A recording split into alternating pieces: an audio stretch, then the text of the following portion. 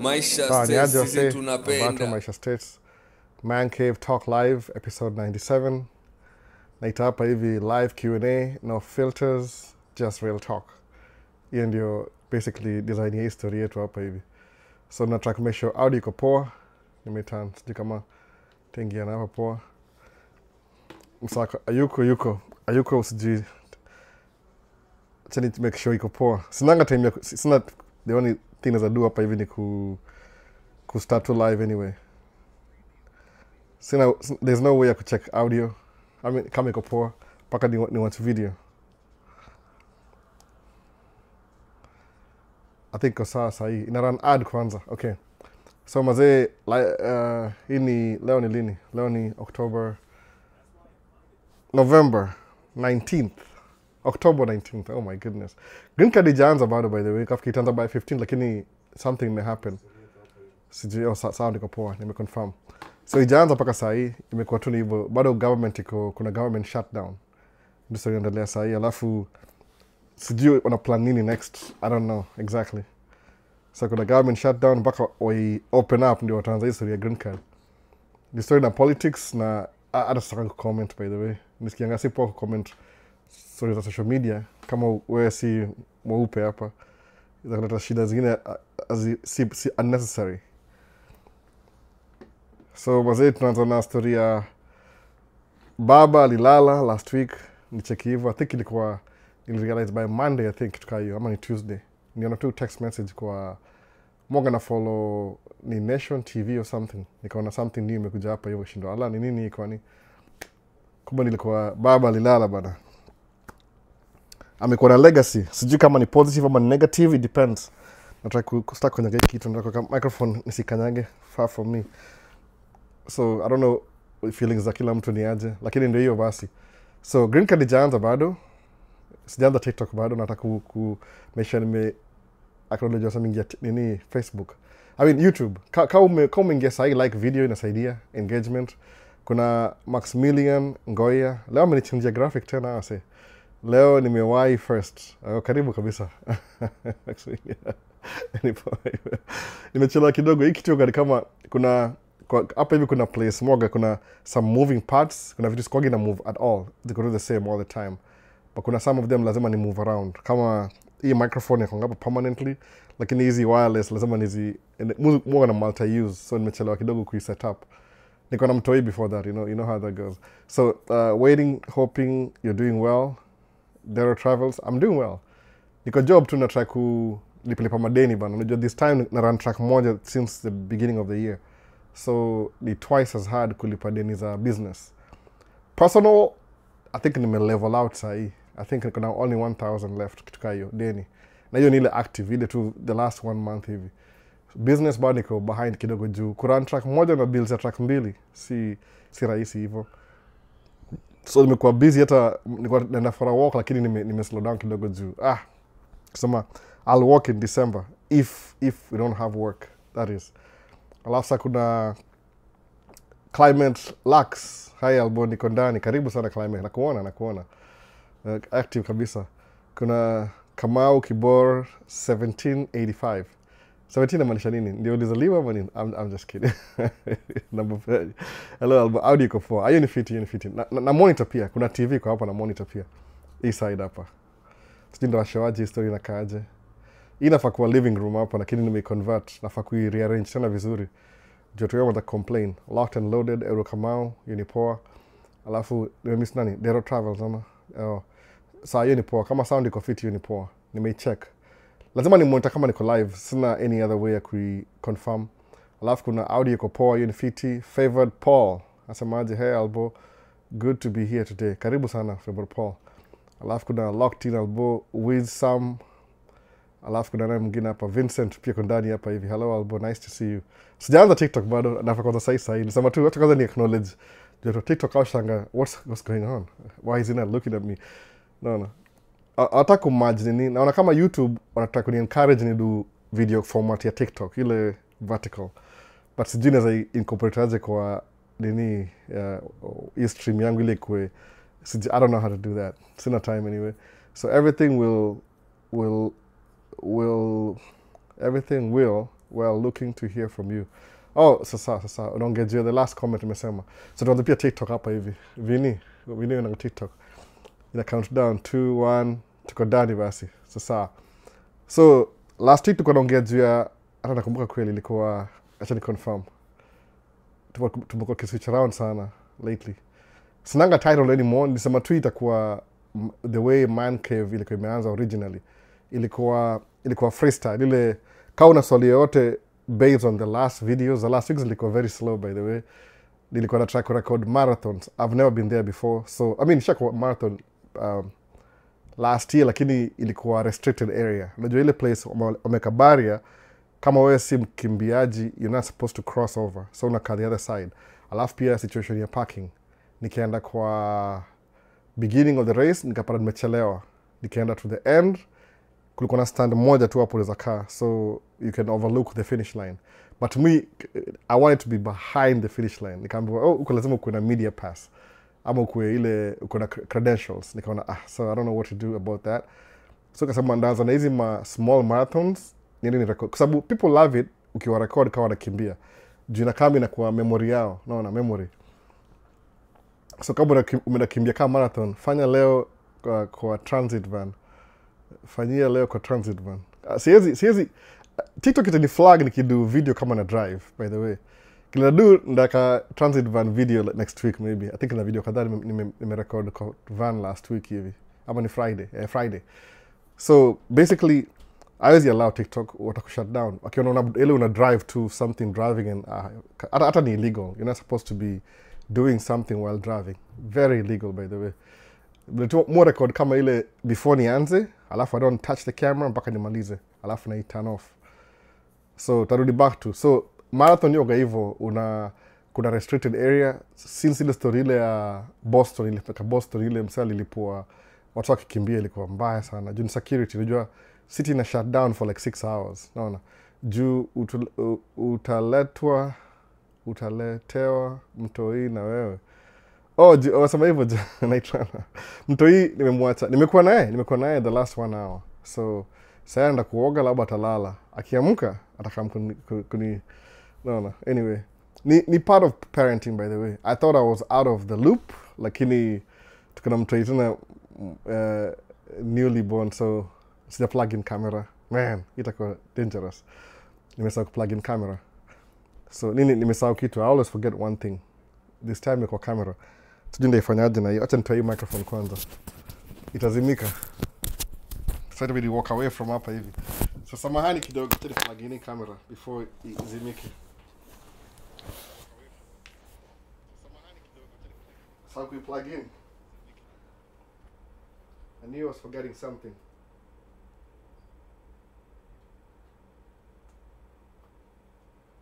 I think the tab you could open. There you go.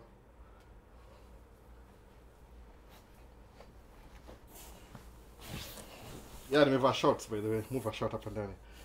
Ni baridi nje, ni fall. That's like microphone. Hii microphone ni poa sana by the way, usi underestimate. This microphone hapa hivi, hii ndio ina pick most of my audio. Nilibuy juu ya tuko na wedding fulani hapa. Oh, hope it's expose. Sorry man. Sawa, tumerudi back. So, company gani poa to finance track? Anybody ule ako willing kupatia loan wewe chukua tu. Siwezi kuambia kuna specific company, kwa sababu ni au angalia based on your how long you've been in business and what down payment you have. Kitu kama hiyo. So, any company. Musema anybody who's willing to give you a loan. Alafu ushajua what to do on your side. Just do it. Utakuangalia nili expose. Man, nikiweka microphone, naangalia video sahi. So, ilikuwaje? So, marathon ndio hivyo. So, vipi niko ndani, kuna Duncan, Macharia, na darasa. Sasa, naona ni moja imekam. So, marathon inakuwa hivyo. Ile wana block the whole street. Alafu, next time na try kuchukua passes, juu nisikia kuna procedure. I wish niko na media pass. Niko naingia pale nyuma behind the scenes. Juu kuna vile also kikimbia towards the finish line ni kama security zone, kuna mapolisi everywhere. So nisema I'll just do a video randomly, nitembee na gati yangu yote. Msikia vile moga na hema nikitembea, which is terrible. I should be a little bit more fit than niko very unfit this year. Nimekuwa tu job, lakini ndako na time ya kudu hivyo. Nataka kuchukua hii treadmill niweke hapa mbele ikuwe easier, ni move camera this way kidogo. Niko na time ya kutembea. So albo nimetoka YouTube juu naona na kuview poa kwa TikTok. Sasa hakuna noma. User, sasa hakuna noma. Mu record YouTube ndio make sababu kamera zangu ziko vertical, ziko vertical, ziko horizontal. So muta kuwa na hii footage na record. So ni better unakuwa na more options. Ukirecord hivi uko stuck na hivi. Ukirecord hivi you can kuna multi use. Anyway, so ndio hiyo sasa. So nikarecord marathon, very boring videos. Sikuwa time ya kuzi edit by the way, that's why. Ningetoa hizo muziki man, nisema tu acha tu ni post muone tu kile niko na record everything. Sawa, tuendelee. So kuna swali moja imekuja hapa hivi. Tuanze wapi? Tuanze na YouTube kwanza. Wakasema Edo kama wasema Albo niko na swali, in terms of your plans for future investment. What did you see in real estate as a future investment? Hiyo ni question ya first. Alafu second part ni, and what is the difference between stocks and real estate as an investment? So tunakuwa first kabisa ya real estate. Kuna tax benefits ukiwa na real estate. Difference ni hivi. So suppose ukibuy kama okay, I'm gonna build how Kenya to build how mostly wanna buy how. Uzuri ya how, bro, I live in Boston. Life in the States is humbling, my man. Yeah, it's true. It's Boston, mazee. In what way? Explain. So ukiwa na real estate ni kama ni dead money, naweza sema hivyo. Juu ni kama una pack pesa yako. So niza buy how, for example, how niko na Boston ya Kenya ile tattoo homes. Unanua how, okay, ile the best nili customize. Suppose ikichukua property ya 2 bedroom zinaitwa apartment, alafu nichukue mortgage, itanicost kama $300 a month. Lakini according to Pius, wila could explain presentation, alisema hiyo it can approximately make you $200 a month. So utakuwa na deficit ya $100 ukibuy hiyo property kama ni Tattoo City. I'm using it as an example. So basically you'll have to foot hiyo $100. Hiyo ni real estate. So the difference ni hivi, over time, sema kama from the time wata create your project ya real estate wanta kubuild, ma builders, alafu completion, labda itakuwa 5 years before use all the properties kwa hiyo development, alafu wa hand over titles to the owners. So over time unapata 4 years from the time you bought your apartment, itakuwa ime appreciate in value. As in what? Ukiuza leo, when you sell it today, you will make a little bit more money than what you ulilock ukinunua. Suppose ulinunua kama hii nyumba yetu. Naweza example ya hii nyumba. Hii ni basically mi si mse wa type ya kununua nyumba per se, but ni kama ni hasara kwangu kwa sababu maybe I'm used to like a quick cash. So uzabuy how kama hii mali tunaishi ni 4 bedroom, I think. Kuna bedroom moja hapa, 3 bedrooms upstairs alafu 1 bedroom basement. So ni 4 bedroom house, 2,800 square feet, 2-car garage. Iko na lot ya kama tuseme a quarter acre approximately, which I doubt it. Imefinywa sana, but anyway, good for me. I don't like cutting grass. Alafu ni kama tukibuy ilikuwa 435,000. Ilikuwa kama tuseme 3 years ago, 4 years ago. So tulilock your price, tukalock interest ya kila kitu. Then because of wild events, kama kulikuwa na pandemic, alafu vitu ka happen, vitu ka exchange hands, ili increase na value because the dollar ili lose value, so chapa how will increase. So how does a house real estate become an investment? Hii ni kwa Edward Kamau. Ni ile unai-hold. You buy, hata kama una mortgage, unai-hold. Kwa nini? You'll be losing money every day. You don't necessarily lose money, kuna advantages. Ni ile tu tunaongea juu ya States, American tax system na Minnesota tax system. Na kwa Kenya yezi make sense kabisa. Ukiwa na how kuna vile ina kusave on taxes. Because you're paying taxes anyway, ukienda kufile taxes kama kuna how, unapewa tax benefit towards, because they know you're already financing the government.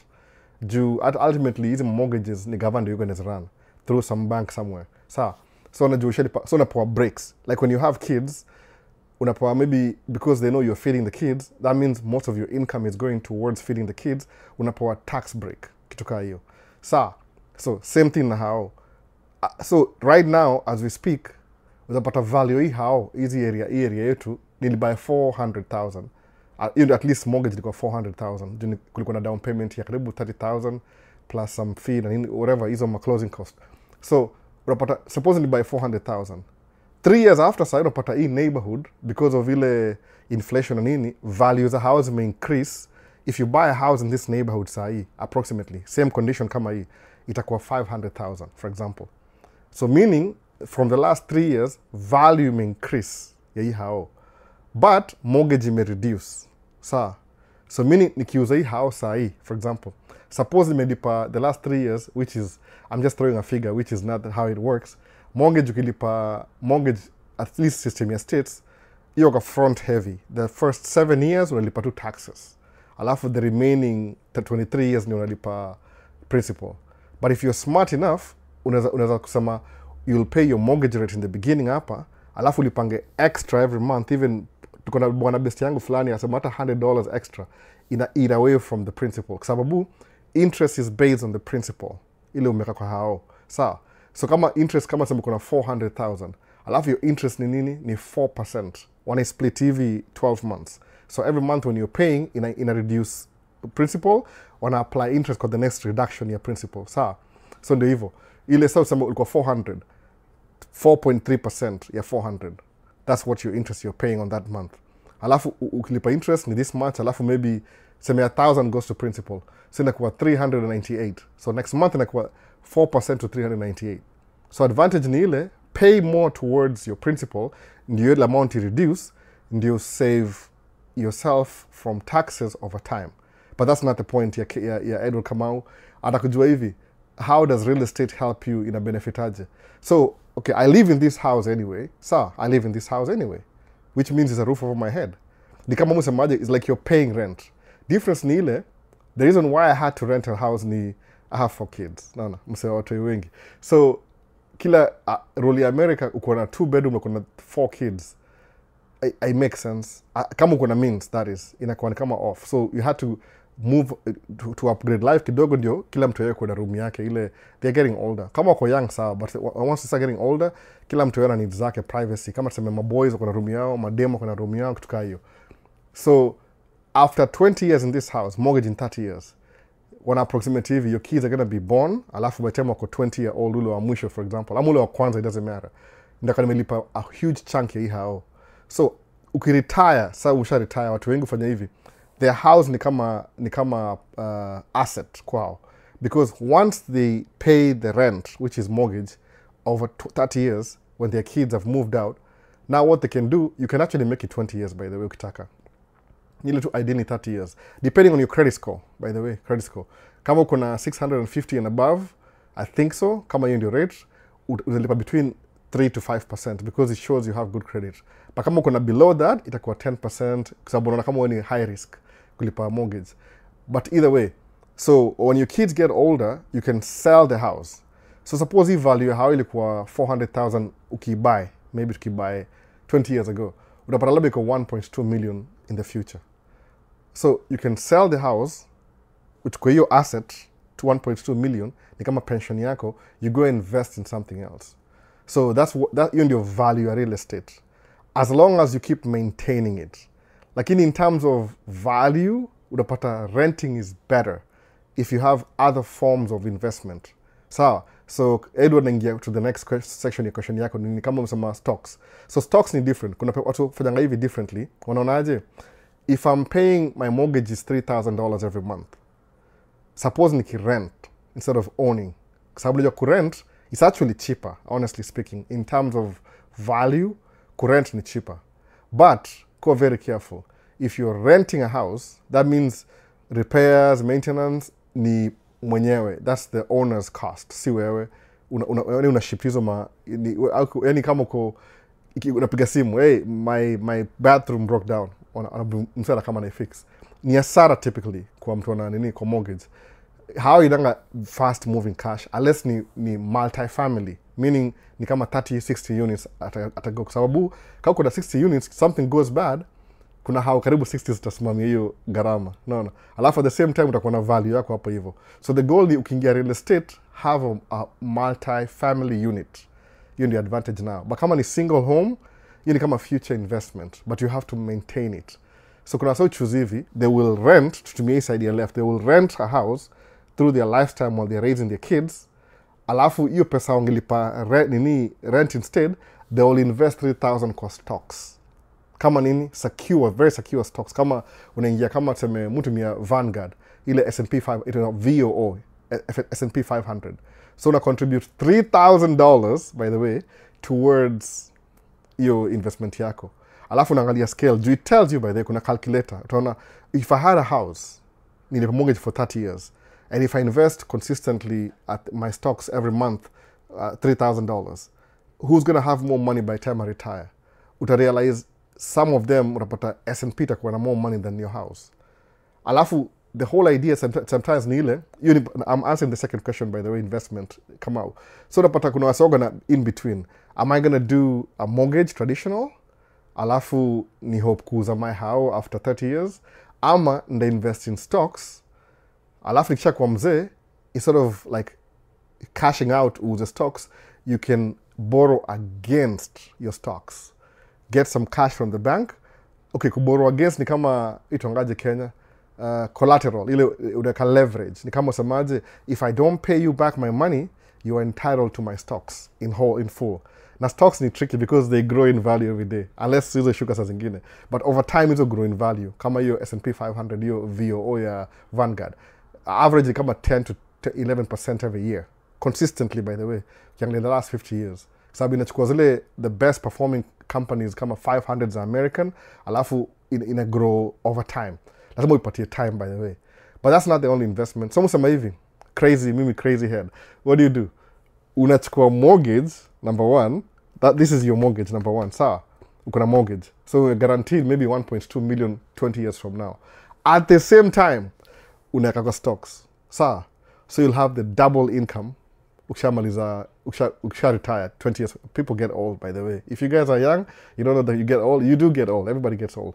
Utashanga. You never think about it, but it happens. So when you're old, you don't want to be working as hard as you were right now. Hautakuwa na energy.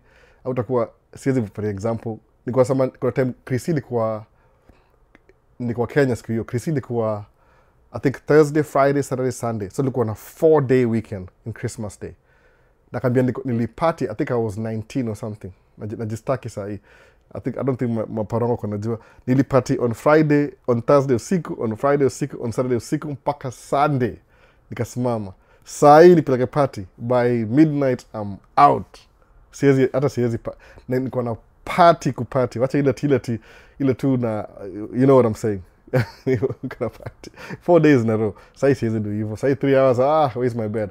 Unazeeka. So unafanya hivi, unaangalia unanua hao ya kuishi, it's your primary residence at the same time, na una invest kwa stocks. Hiyo ndio the best. Killing two birds with one stone, kituka hiyo at the same time. Alafu the reason munga juu ya tracking sasa na kudivert kidogo kamao ni ile tracking iko na a faster cash flow, but the tool of the business kama track yenyewe ni depreciating asset. So what do? Ukibuy track, una track we maintain long enough to keep your cash flow flowing.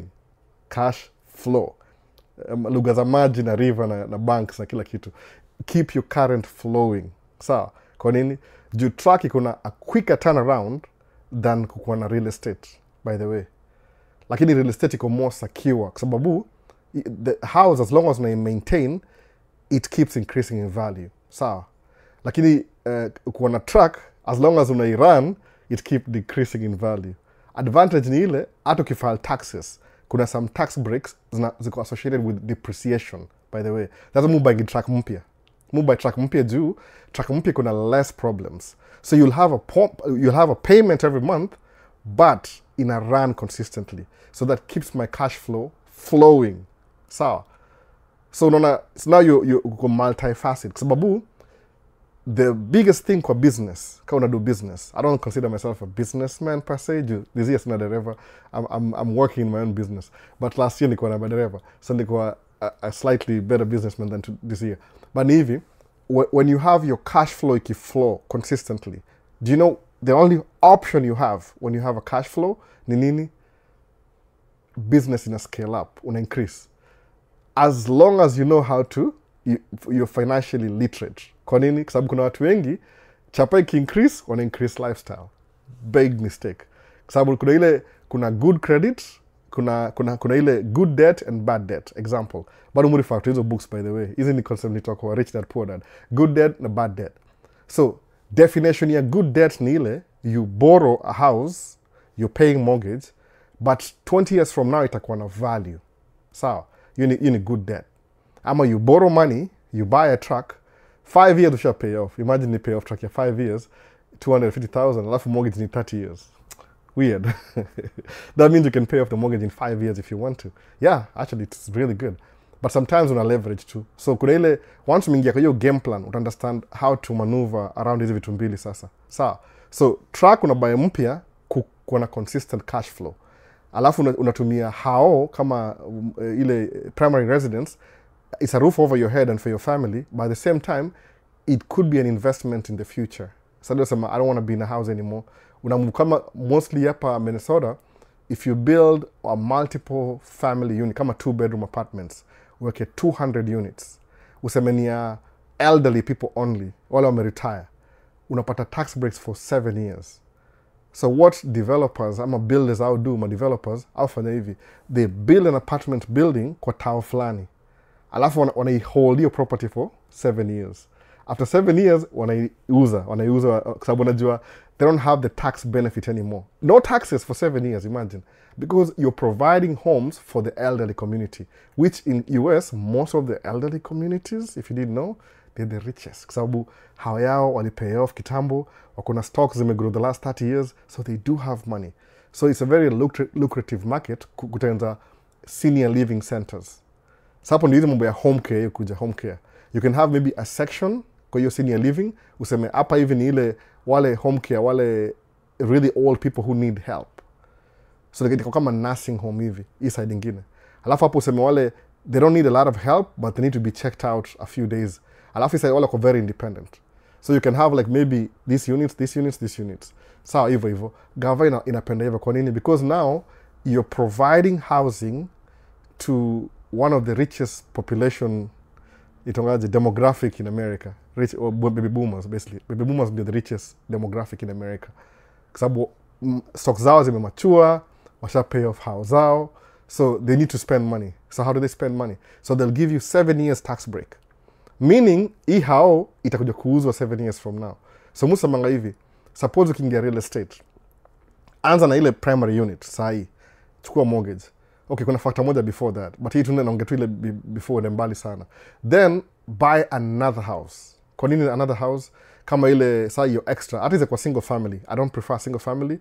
Kuna hao itanga duplex ama quadplex. I don't think sijaona quadplex hapa Minnesota. More na duplex sana. Quadplex ni ile kuna, it's like one single house but kuna 4 units. I think ziko. Yeah, maybe down here. Yeah, ziko. I'm not thinking about quad. Yani kuna ni one single unit hivi, but kuna 4 families. Mwingine anaingilia hapa, mwingine hapa na hapa. So ni kama 3 bedroom, lakini zimeshikana zote hivi. Kuna yani, they share a wall. So ni single unit hivyo. With a quadplex, alafu, because you're paying rent for 1 unit, like una rent 3. Uanze kubuild portfolio pole. Alafu maybe ubuy ingine tena. Hiyo ni kama unaenda hiyo route ya real estate. Ama useme utabuy truck moja, you stick to your truck, alafu invest in 5 trucks, uanze kuenda 10 trucks, so keep ile cash flow ukiingia, uanze kuinvest na real estate, whichever works for you. Unaweza hii section ama hii section. So killing 2 birds with 1 stone, both sides. So factor hiyo yote ukamna nini, lazima ukuwe na cash flow, by the way. Kwa sababu ukiimagine, it looks good on paper when you're thinking about it at night. Oh man, I'm going to do this and do that and do this. Okay, what's the parts of like getting your hands wet? Lazima useme, how am I going to get into real estate? That's why hii mambo ya financial literacy ina come in. Kwa sababu realize aje, utakuwa na hizi thoughts kwa kichwa, but how do you execute the thoughts? That's where education is necessary, by the way. I don't know, nisi someone na offer the best education. Hapa kile mudu kwa hii man cave talk na kuinsight na kupata ile cream ya hapa juu ile keki iko chini, alafu nasema okay, how do I start thinking na hii mindset? You need cash flow, kwa sababu kuna cash flow it could be everything, it could be nothing. Kwa nini? Suppose sema create cash flow, then kwa sababu kumbuka kitu moja, when you're younger kama uko 25 hivi and you're single, ukinunua truck, I was talking to my friend, that's why inakuwa more relevant. Nimwambia wewe uko na advantage mob ya kununua truck because you're single and you're 24 something. Kwa nini? Because utakuwa na make so much money na utakuwa na less, wacha nitumie language ya business, overhead expenses. Kwa nini? Utakuwa na roommate, utakuwa na drive truck yako brand new, una make maybe another 20,000 a month, msema 20,000 ndio kapi yangu. Gari moja, alafu your rent and your expenses every month ni 2,000. Meaning, out of your truck payment, you can easily save 15,000 a month. Easily. Kwa nini? You keep your expenses low. Kama usema uko 24. Kwa sababu maybe by the time uko mwanaume uko 28 hapo hivyo, utakuwa na nini usemeaje? Now I want to have a family. Believe me, sikudanganyi, family costs money. No. It costs money. It costs me money to run my family. You see joke? Na ita run for another 20 years. So utakuwa a small period in the beginning from the time umeanza shule to when you start your family, to accumulate as much investment as possible, which is really crucial kwa sababu kama ni stocks, by the way, they only grow in value. So what happens after ushafika 30 una kuoa na ulikuwa na 7 years head start? Hata ukislow down investment ya stocks, what's gonna happen? Itaendelea ku grow in the background. So ushali kuna 7 years head start, by the time you realize, oh, I'm 30, I should be investing in stocks. Too late. Ule msako na 7 years head start. So ebu angalia uchukua calculator, angalia how much money itakuwa ahead of you 20 years from now, 27 years sasa. So like a 40 hivi.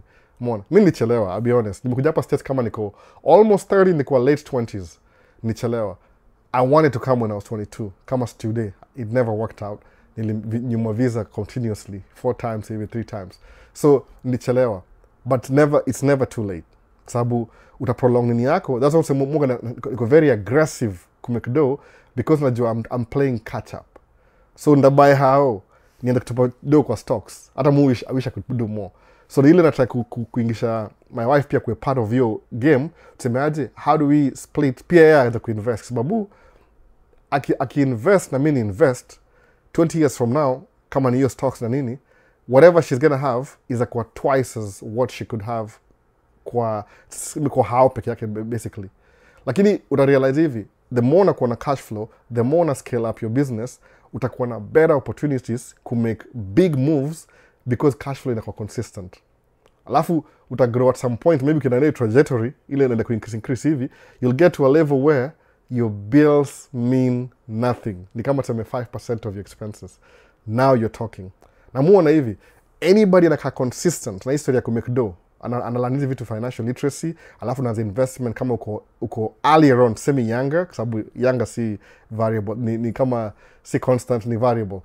Anybody kama uko younger, whatever si sema younger, sema tu mali unaanzia, ugrow, you'll be better off 10 years from now than if you did nothing at all. So, that's on ile talk yangu ile, one of the most hated videos, clip kwa TikTok. Nasema if you're 20, you can be a millionaire by 30. Nobody believed me. Some of you did. Wengine nasema, uongo, hiyo historia jaba. Sasa, bala ulize, the good question ile, how? Unaona, how? So hopefully it makes sense. Hopefully, nimezunguka sana. So, number 1, future investment real estate ni kitu ina hold value yake. Alafu you can leverage to get some cash flow. Get your cash flow ya kuleverage. Please, usinunue depreciating asset. Angalia mambo ya good debt na bad debt. Usinunue depreciating asset kama Mercedes-Benz na aina strategy. You can buy the Mercedes-Benz too. Kuna strategy fulani ya tax strategies. Unabuy gari kama inaoniwa na kampuni, alafu una write off, inakusave kama whatever ungepay for taxes, inarudi back kama ni back to you, like your car was paid off by the taxes that you saved yourself from paying. Kitu kaa hiyo. Utailipia bado, but kuna ile at the back end. Sijui naweza explain aje make sense. Sometimes try kukua I get it, but sijini like break down it makes sense. Believe me, it's true. I'm just telling you.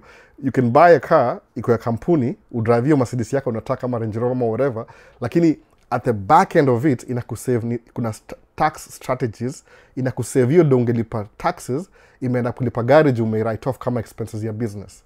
Kuna law moja ya US, bila ungejua US law by the way.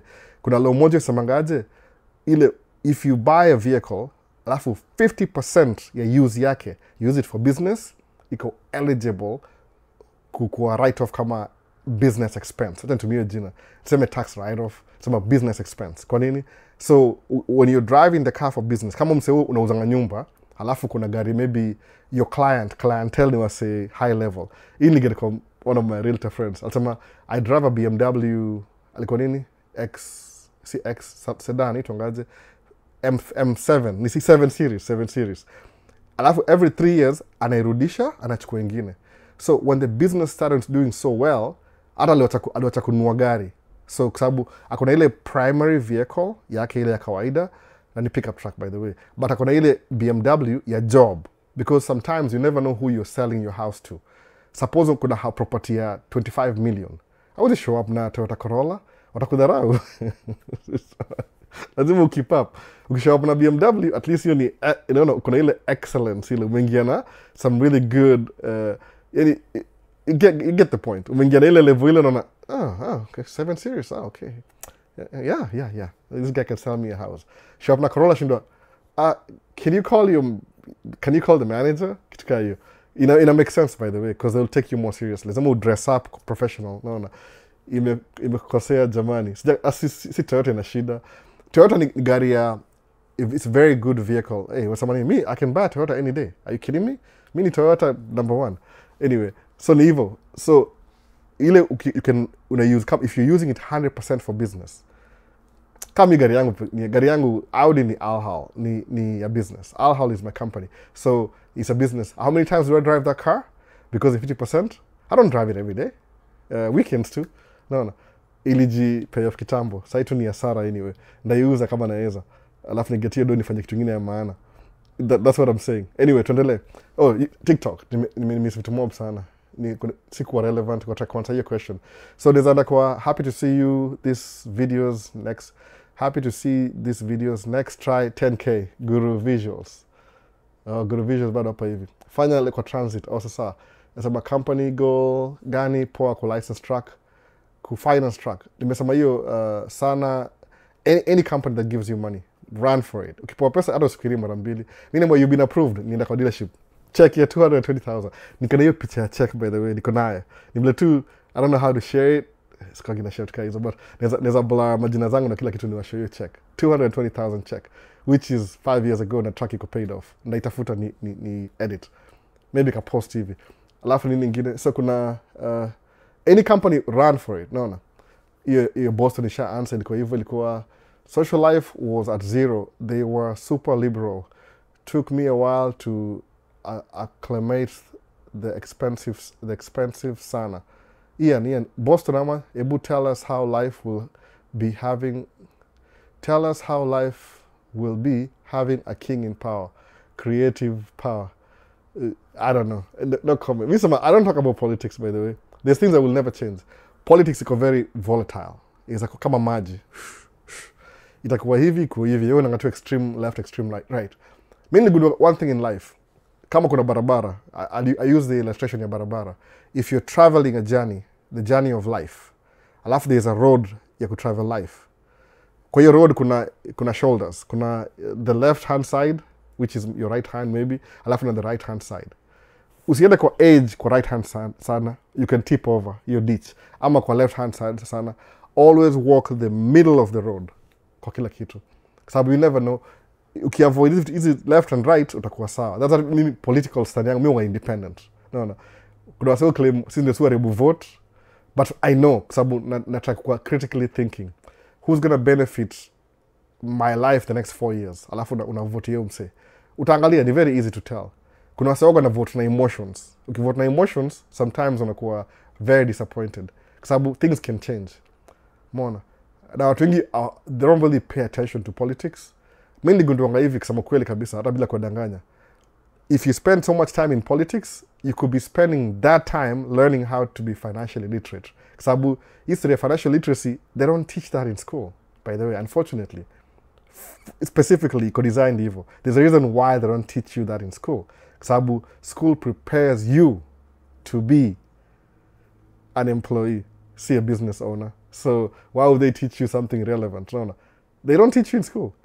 Mambo ya business, either ulifundishwa na maybe your grandfather, father, or maybe somebody in your life, but they don't teach you this in school. So if you're doing political commentary and it's making you money, that's cash flow. Keep doing it.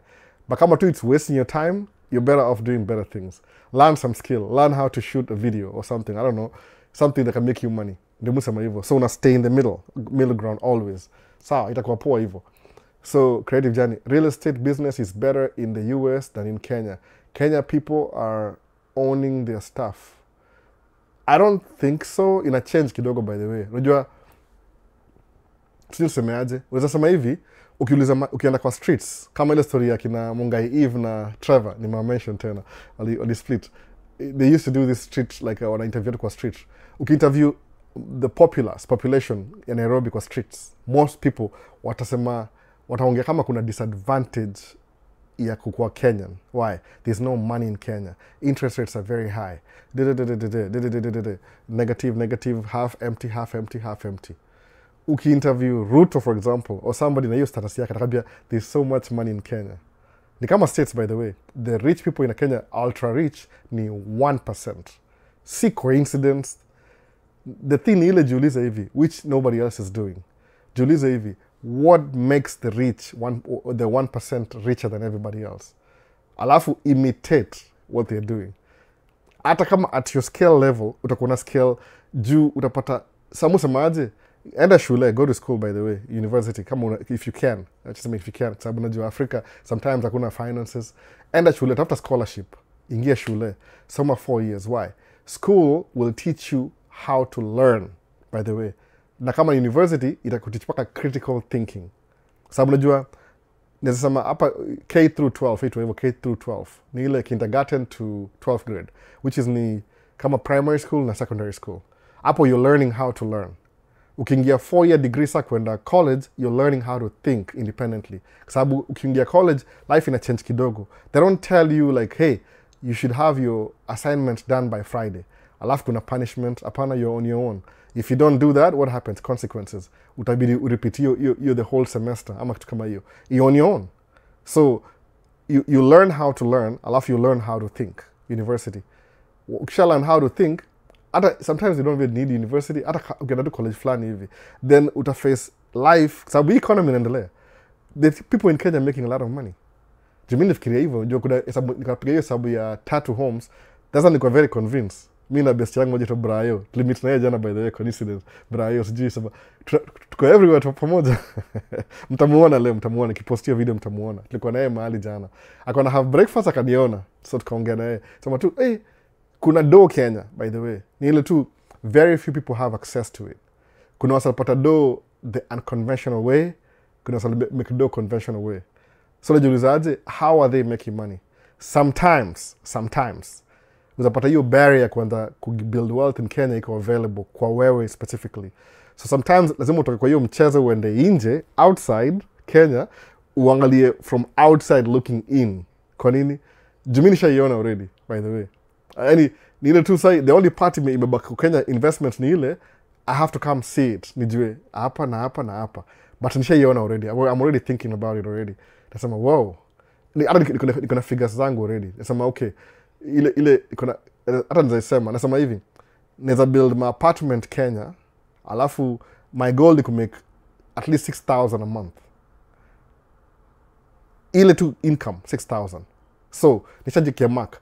Na hiyo tu ile naona ile is available to me right now. Ile sema I can pull some strings, ni create something that will make me 6,000 a month. That's it.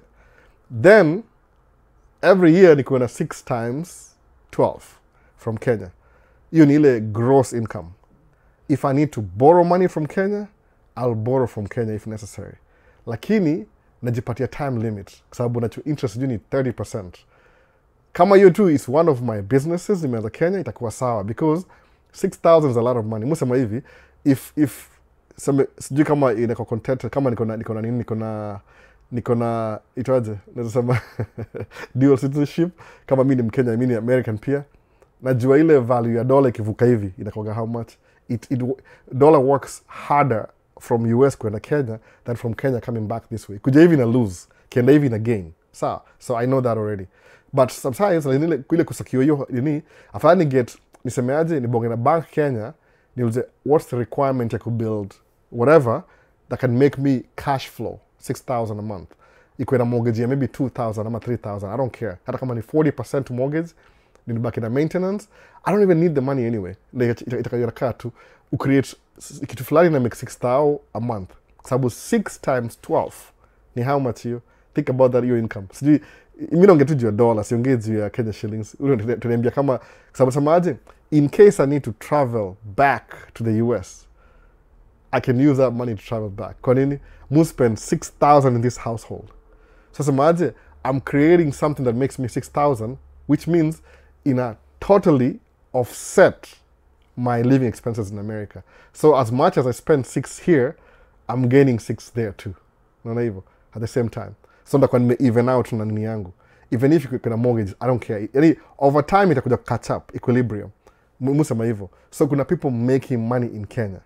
Why not you? Kusema hivyo. At the same time, up America pia. If I start a business that makes me 6, that's very easy. Nikinunua second truck niweke dereva, all my bills are paid already. The driver will pay my bills. How did I do that? How did I learn how to do that? Nikianza trucking ya construction, the guy that I was driving for, in my first year in construction, nikuwa dere. All the money I was making from mimi nikimwendesha gari, ilikuwa nalipa bills zake za hao kila mwezi. Mortgage, chakula, nini. Na by that time wife yake alikuwa shule. So ilimpatia heads up, yani ali scale up so fast just because I was driving for him. Alafu nilikuwa very consistent because I wanted to learn. Nisemaje, this is my opportunity. Ndaka close to yeye hivi, mpaka ni learn everything, kama apprenticeship. Nione everything, every facet ya business, as much as he can share with me. So kana mulizanga maswali, akinipiga kelele, oh, you doing? Nambia, listen, I know I'm wrong. Tell me what I did wrong so I can improve on it next time. So my employee, my employer, huyo mwenye truck, alikuwa kama my mentor, my first mentor. Sababu nilikuwa when I have a question, namuuliza, how long does the tires take? How long do you change your brake? So ni kama my level ya mechanical ya gari naijua tu ile in the back of my head. I'm not a mechanic myself, but kuna vitu najua tu ile nikipay attention, najua tires, mimi nasema hivi, tires zangu mbadilisha every year, period. I don't care. You will never find a recap tire kwa gari yangu unless ni ile nimekoma mahali wakaniwekea moja, kama last year niwekea moja for a few days ikalipuka, almost cost me like another more damages. By the way, juu Minnesota kuna extreme heat na extreme cold. Uko na recap hiyo turns on extreme heat. So napata ulitumia in the cold weather iko poa, alafu temperature ka switch to hot weather, ile the glue that they use ya recap inakuwa loose over time na ile heat, alafu inawachana, kiwachana inalipua tire. Ukilipua tire kama ni front, utaharibu fender, lights. So instead of just repairing one tire, ungenunua tu moja $500, I think, unabaki ununua tire $500 plus repairs at $2,000. Now what am I trying to do in business? To save on overhead. So pata you're eating up your profit just by making the wrong decision. Nililania nikiendesha umse. No. Vitu kama hizo. So ndio nikithink hivi, nikitu yani sikuwa na, I never used to think like this. Nikitu imekam over time na through experience. Nasema, I don't want this to happen to me. So how do I avoid it? Kwa sababu trucking ni very tricky business. Overhead is akwa very high, na keep low, it's a lot of work, by the way. Kuna wasa watu give up before aanze. I can't do this. No. Overhead iko too high. And I'm like, really? Yeah. Well, how do you think I'm surviving on a daily basis? Kuna strategy fulani. So same thing in Kenya. Right now, your cost yangu you're living ika $6,000. If I can make 6,000 in Kenya and say, oh, something is, kuna income in a come 6,000 every month while I'm spending over here, in even out your story. So I won't feel bad. Kuna mortgage Kenya? I don't care kama kuna mortgage. Kwa nini? Mortgage inakula 2,000 kwa hiyo payment, but over time, your property itakuwa paid off. Alafu something else, if I think about the future ni hivi, watu semaje, I want to experience my life now. I don't care about anybody else. Musema, in terms of wealth, Musema, if I can't do it, I'm going to leave it to my kids. Sawa, sababu as an immigrant ina making sense sababu mimi ni first generation immigrant America. Sawa, nimekuwa citizen by naturalization. I know that already. My kids are born here. Watakuwa second generation immigrants. So the best I can do to them ni ile whatever knowledge nimeacquire sahi as a first generation, I pass along to the second generation to the best of my knowledge, and hopefully they do the same thing too, or to the third and fourth generation. That's a family kama John D. Rockefeller, paka leo familia yao bado iko wadosi. Alipata leverage. Unasema, oh, he did this, he did that, he was a root businessman, whatever.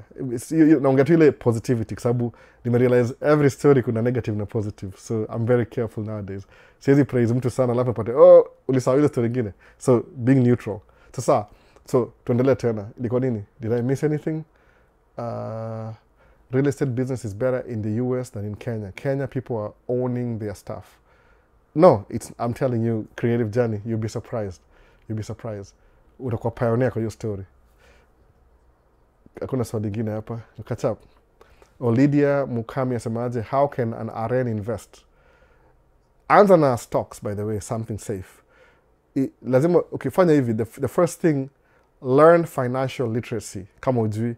Mi yangu nimeelewa na vitabu. I don't know, I'm yet to find a school that teaches financial literacy. Maybe ziko, maybe zile private, zile watu wadosi au fundishwa, watu wao na zile precisely ziko structured for that. Kuna private school. Mimi nimeanza kusoma tu books, by the way. Some books are extremely boring. But mufata zile, I can quote Scott Galloway. He has his own books too, by the way. Go buy his books if you want. Scott Galloway samangaje, the boring things will make you more money. The boring things will make you rich. What's something really boring? Reading a book. Oh, it's boring, my goodness. Kama hii. One of the best books nimesoma. I'm already holding books again. Itonga hivi. I will teach you how to be rich. Sawa. Nikifungua page. Oh, kuna ile reflection hapa. Yani hii book hata print yake. Print. Man, too much light. Tafuta the shadow. TikTok. Itakuwa opposite kwa TikTok. Hata print yake ni easy to read. Sababu hii book yani si hardcover to be honest. Lakini pages are like really, kuna quality fulani, kuna ile yani the thickness of the paper. So kusoma hii book specifically E-type. Sijui nilinunua kwa store. Iko register kama my light is too bright. I will teach you how to be rich. It's a very simple book to read, by the way. Iko opposite kwa TikTok. I apologize. I should get a better camera. But I will teach you how to be rich. Iko na very good pages. Yani ni thick, ni... So, muenje kusoma hii book. I'm gonna be... ina feel poor. Yani, the pages are like high quality. Kama iko a little bit... Kama iko laminated in a way, thickness. Aya, angalia. Robert Kiyosaki. Si hardcover. Pia hii, okay, iko na ile soft, but ni a little bit harsh kidogo. But the print si mbaya pia. So imagine reading this print. Ni boring. I'm kidding. I'm not boring kusoma kitabu. Really boring. Siku hizi at least kuna bahati, most of my authors, they have a YouTube channel. Or maybe they have maybe wanaenda ku speak, public speaking. So what you can do, read their books, follow their YouTube channel. So ile kitu mongea hapa hivi kwa book, it relates kwa YouTube when you hear it again. Kwa sababu kuna mtu alisema hebu ni economic messer ina kaje kama ni quality. Now I'm analyzing all the books. Hata iko na cover mzuri by the way. So these kuna hizo vitabu hizi economic masonry. My concepts too yani. I'll keep these books permanently hapa hivi, ndabai copy ingine ya kusoma. So alafu kuna hii kama hii psychology of money. Naona psychology of money. Psychology of money. Hii iko na very cheap pages. It looks like, I don't know, it was I don't like it, to be honest. No. Somewhat like, it bothers me. Kuna moja hapa tena. Itwaje, hii ni very cheap. How to invest. Very cheap. YouTube. Wasa enda tu YouTube mtaangalia mtaona kila kitu. Hii pia page zake si poa sana. So, ukisoma una feel ni kama you're reading something really cheap. No. Ni kama sub-product. So, kuna book kama hizo. So, msemaje? I'll buy these books again, but maybe a better quality. Mi sipendangi hardcover. Hardcover ni kama unaikeep kwa shelf. You don't want to read it. So, invest na books. Ama tafuta YouTube channel. Ama follow one of the people who speak about business all the time. Ula naongea juu hizi video kwa nini? Kwa sababu ita ring a bell in your head consistently. So niambie if you're doing that. Kama mtu kama mimi. Mwaga niko job it's kama this year nimekuwa self-employed. I'm not a businessman anymore. I'm self-employed this year. Last year niko na my employees. This year I'm self-employed. I'm running my own business by myself. So niko running my own business by myself. Alafu I have kids to pick up every day, jioni after job. Alafu make sure I do homework. Alafu at least walikuwa off 2 days last week tulipata break kidogo, but they're going back to school on Monday. Alafu tena niko na YouTube channel ya kurun. I have to edit my own videos. So I realize yani life yangu iko closely packed hivi. So what are my benefits? When my daughter gets a little bit older, ndakuwa na less time. When they move out, ndakuwa na less expenses. So kuna hope, yeah, especially in investing in the future. So hata ukianza saa hii useme I'll start with $100. Ita work out eventually. Kwa nini? Because over time utatry to think if you do something kama nimekuwa post video since 2023 at least on YouTube. TikTok I'm terrible, but I'm self-employed this year. This year I'm not a businessman, I'm self-employed. I work for my business full time. Last year niko na madere niko na time. So I've never posted TikToks during 6 months. Terrible, I feel bad. Maybe I should even throw a video. Niliweza kuluzia momentum just in a time of the day. Sababu at the moment it doesn't really make me any money, TikTok. So I can't spend so much time. Siwezi exchange your time for no money. Sina hiyo room sahi. But maybe next year itakuwa poa. Nijua economy na tariffs na kuna new presidency lag ili change vitu kidogo zikachelewa. So this year business imekuwa a little bit rough kwa maybe side dump, dump truck. So let me reduce income yangu kidogo. But it's okay, no, business yoga hivyo. Up and down, up and down. Consistency. Nimekuwa nikipost video consistently for 2 years, sign under 3 years. Never missed. I think it miss maybe a day or 2, but I always recover. Because I have more videos than I post anyway sometimes. Sometimes niwache that's too kind, nachana naye inakuwa irrelevant. Alafu pia nimeinvest na all the videos I make and I post. Kwa nini? It's something that's teaching me to be consistent despite living my life, by the way. Ni kama kupost video YouTube, it's either for the view sometimes, ni ile tu keep ile consistency. Sababu semaje, the moment ukilax kidogo from your consistency, that's when you start losing. Kwa nini? Sema, I can do it tomorrow. I can do it next week. Oh, next month. You know, it's been a year, next year. Unaweza kuoverlap, alafu unasahau kabisa inakuwa irrelevant. Lazima keep relevant. So musema, niko na system ya kupost video. Niki make video, I know exactly how I'm going to post it. So, Daryl Travels, happy to see your marathon videos. Would love to see you run 10K maybe. I have to train, by the way. Marathon, lazima train. You have to train. Ile you get your muscles used to, like ile endurance. So lazima run to win, by the way. You can run for fun, by the way. Kama watu wengi kona run, nibile tu, I had to come back home. Maybe next time, just keep man cave talk, alafu ni record the whole day. Ilikuwa hivi yani, most people run for fun. Ile, they run on a daily basis anyway. Kama Paul yeye mkimbiaji. Paul, I mean, come on. Hadi hiyo 10K ilikuwa too cheesy. Imagine alikam, hiyo nimepost leo asubuhi, alikam late, out na faces. Mliona, I tried to record everything. Kuna faces, mnaambua, just to keep the congestion. Ile unasema mnadividiwa na pace yako. How fast do you run? I run like maybe 10 miles an hour, which is, I don't know if it's a thing. I'm just using examples. So if you know you run 10 miles an hour, enda kwa phase 1. Okay, watu wa 12 miles an hour, phase 2. So wana divide into groups hivi. Ndio usikuwe tu unakimbia, alafu kati ya msee kuna pace higher than wewe. Sawa. Unaona ile wale wa professional awaga in the front. Kama ukiona ile marathon ya Minneapolis, the guys who were the front runners, wale the beginning of the race, ndio walimaliza fast, by the way. Kama ule mzungu kamevaa white, he was leading from the beginning. Jule Mwafrika ule, I have to beat him. The previous year, last year, kulikuwa na Wakenya wengine watatu, nimesahau jina zao, professional. I think alikamna team yao. Anybody akona team, kuna gari namfuata imefungua trunk. They are monitoring, coach wao yuko hapo, kuna nini nembo. Somebody was trying to explain how the whole thing works. Kuna team. So what they do ni ile wanakuregister for marathon, you fly into the city, you run the marathon just to check on your time, how fast you can run. Umse ni Mkenya last year, so they post your video, by the way, they post. Alimaliza race ya marathon in less than 2 hours, by the way. Nili underestimate. Before na park gari yangu nasikia kwa radio, oh, you have the first finisher, he did 1 hour. Like, oh my goodness, Mkenya. Niliona njiani walikuwa watatu wanakimbia pamoja. Walienda 1, 2, 3, Wakenya wote. I think so. Sikuwa na finishing. Juu by the time nafika pale hivyo kwa ile finishing line, wakashamaliza mpaka washapewa whatever. Mnapewa nini? Mnapewa these things they eat watu wa marathon. Ile for instant energy. banana is one of them. I think potassium. Alafu kuna pickle juice. Pickle juice ni electrolytes. Because you're burning so much electrolytes, lazima unini urecover. Unakunywa ile Gatorade, ba hiyo ni kuna sukari mingi. So pure nini juice. Kwa barabara kuna volunteer wanaopatia. Hey, do you want water? So you can run for fun. There travel. I would love to. I don't know, 5K, but I have to train for it. Do I have time to train right now? Naona vile nimeongeza weight the last 6 months. I need to lose weight. Sina ngata time ya kutembea, by the way. Jiotoi. Huyu mtoi mdogo huyu. When you have kids utakuwa na full-time job. I would love to run 10K, by the way. Hata niende 10K, niende half, alafu niende full marathon. Hata kama take 4 hours, at least nimalize. No. So, if you had made money by buying Bitcoin at $20 when it was cheap, let's say in 2010, just 1 year after it was launched in 2009, today's price is 21 million USD. Which area would you have invested in? Edward, still the same thing. I'll leverage my Bitcoin to create real estate. That's it. You borrow against your assets. Same thing.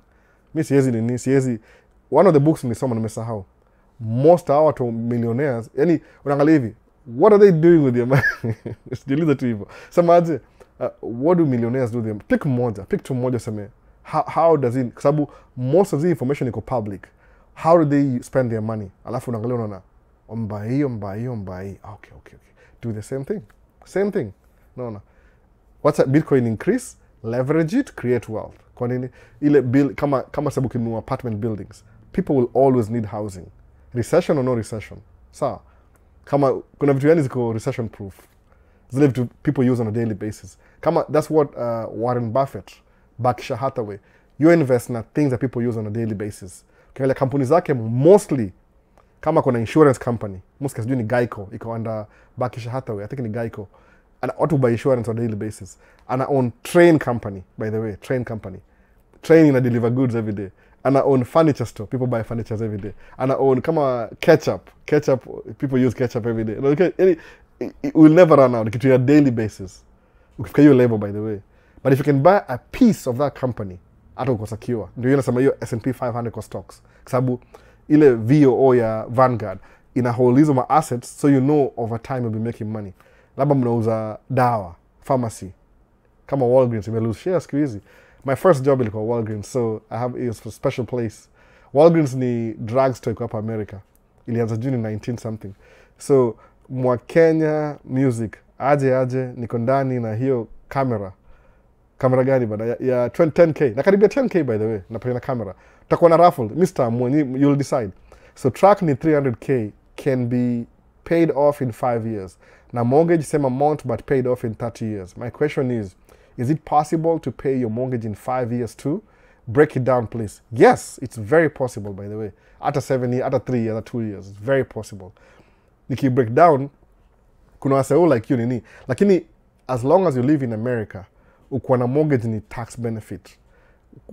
Nita kwa advice ni ile, don't focus too much on the mortgage, pay down your mortgage. Juu mortgage, nimesemaje, how ni kitu ni asset ina appreciate over time.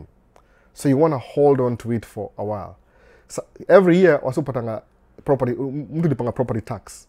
Ukifile taxes, unapata tax benefit. At least kwa law ya America, tax code ya America. So watu wengi do, awenda on vacation, wanafanya nini. Nasema hivi, kuwa na mortgage, kuna strategy ya kupay off how in 7 years if you want. But ni ile hold on, sikuwa na haraka juu, you never even tell by the sababu how ni ile, number one, it's your primary residence. It's a roof over your head. No, niko hapa. So, kukuwa naye ni ile, despite the house being an investment maybe 20 years from now, it's a roof over your head anyway. So, stick na hiyo roof over your head thing. Focus na hivi, create cash flow ingine, kando. Sababu cash flow, ita grow your investment faster than to hold on to pay off house. Sababu, you can have a paid off house, then what? You have to borrow against it too. When they borrow from your house, the equity in your house, kama ni $500,000, they'll give you, I think, 80% or 70%, depending on the bank. So you can borrow maybe $400,000 for a $500,000 house. But what are you going to do with the $400,000? Go on vacation, travel the world? You need expenses, you see income. Invest mahali, maybe buy another house. Kamu sema hivi, I can buy 3-4 houses in America too, and does it hold?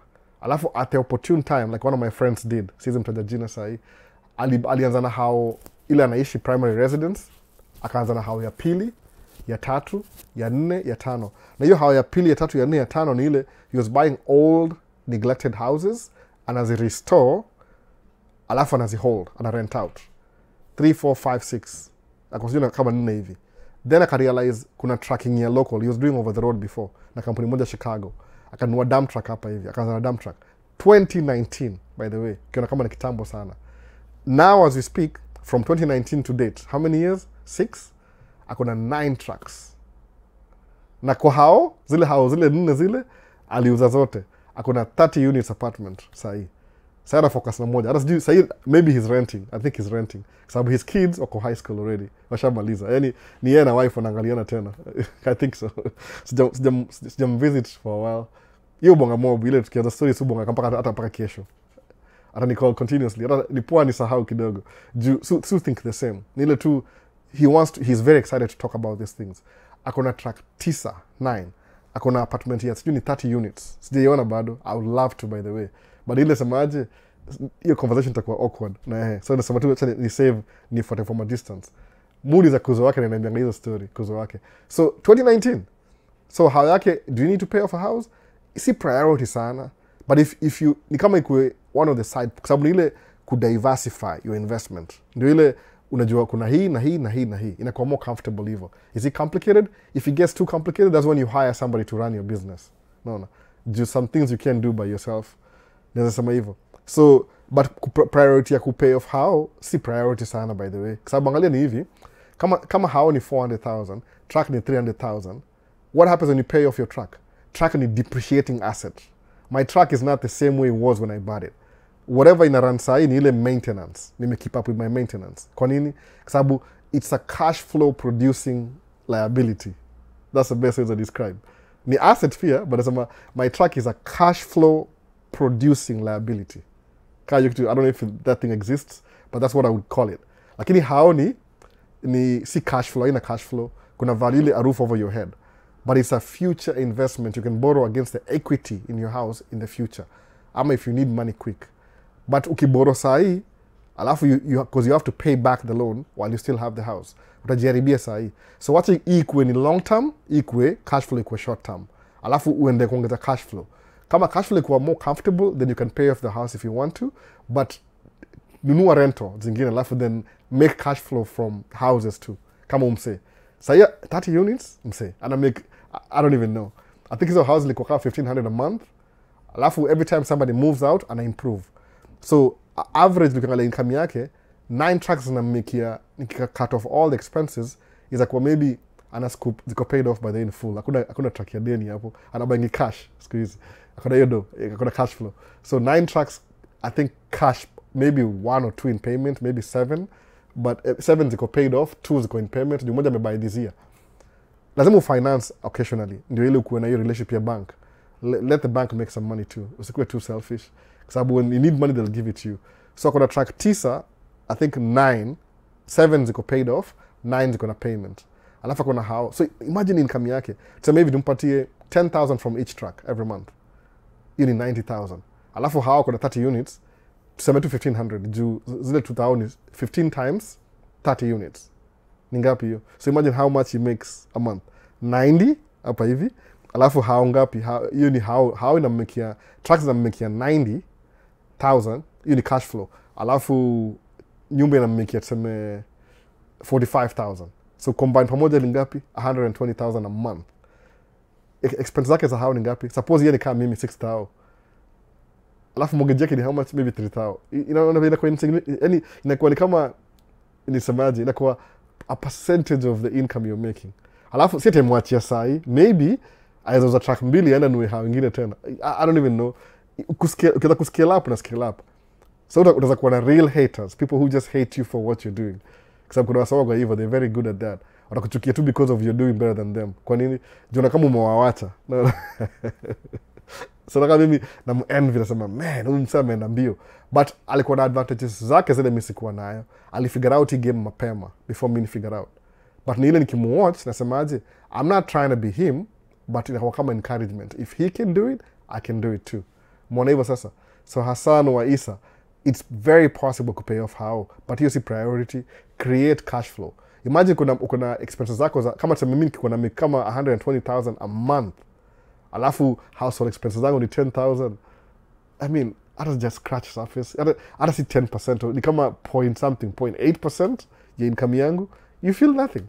So basically, income yako ya 1 month itakulipia bills zako zote the whole year.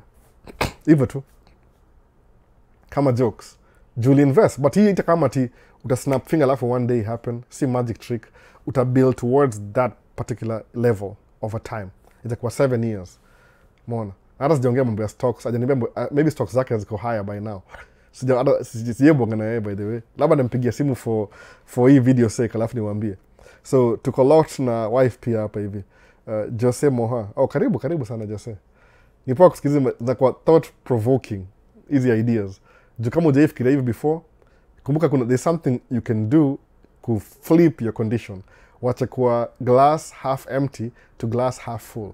Na hiyo half full itakuwa maybe some really crazy money hujaiona before. Hapo, so what's good? Niko poa kabisa.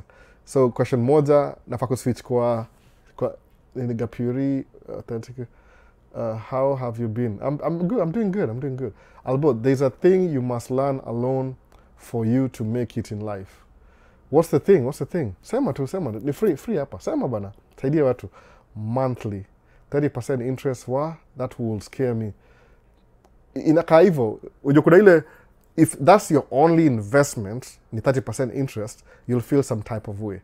But kama diversify. Kama usemaje, kama unaishi States for example, nimeongea mara ngapi hapa hivi, ukienda upata license. Kuna process ile before you get to your ideal. Me, from the day nipata license I think 2008, August hivi. 7-8, August. Nikaanza job 2008 towards the end, September hivi. Nikaenda 2009, 2010. Okay, by 10 hivi, nikaingia construction. 11 niko construction the whole year. I made more money in 11. So it took me from 8, 9, 10, 3 years kufika ile ideal level ya naweza ita kama ile financially secure. Si insecure, I was insecure for 3 years. Not enough money. But financially secure ilikuwa 2010. So 2011, the whole year ilikuwa financially secure. So my bills ilikuwa tu, I can handle every month comfortably. But then for the first time, 2000, I think 11 ama 12. 11, 10, 11. I think ni 12 ama 11, sikumbuki poa. I got my first apartment. Peke yangu tu ile mimi alone. Naingia kwa hao ni yangu, bed ni yangu, couch ni yangu, TV ni yangu, kila kitu.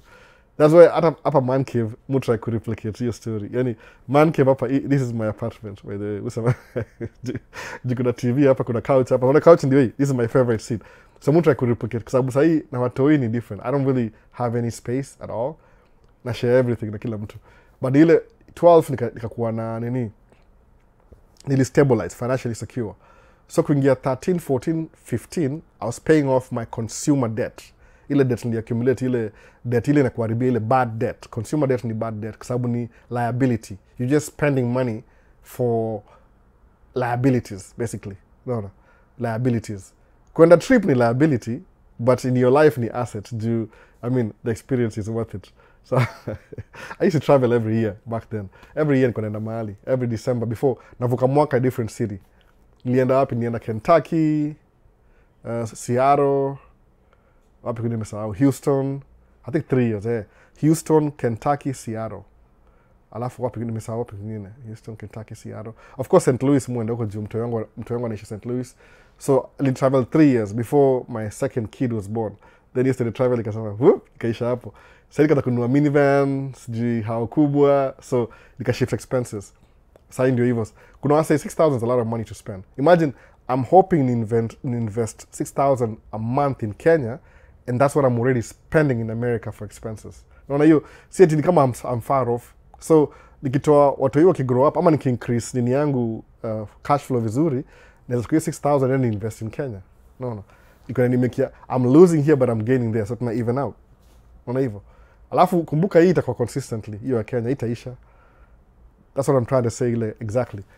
So interest ni mob sana. So chukua tu interest by the way, usiogope interest. Every employee was first an employer. Kila mtu iko na time yake, patience and discipline.